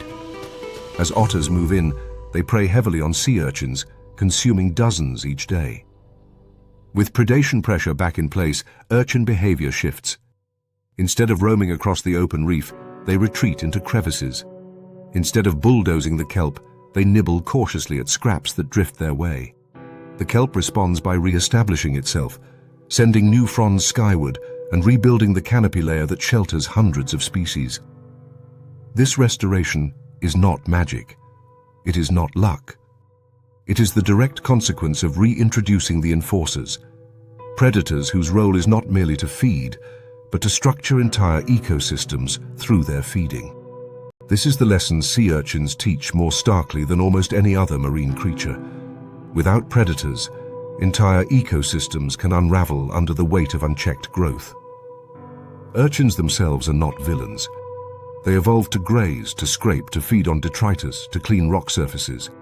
In balanced systems, they serve important ecological roles, maintaining diversity by preventing single algae species from dominating the substrate. In moderation, they are gardeners of the reef. But in the wrong conditions, they become bulldozers. Not because they change, but because the ecosystem around them does. The final journey through a barren tells the entire story in a single visual. A desolate plain of rock with scattered pale coralline patches. Small urchins packed tightly together, no towering kelp canopy, no drifting fish schools, no shelter for juveniles. It feels lifeless because it nearly is.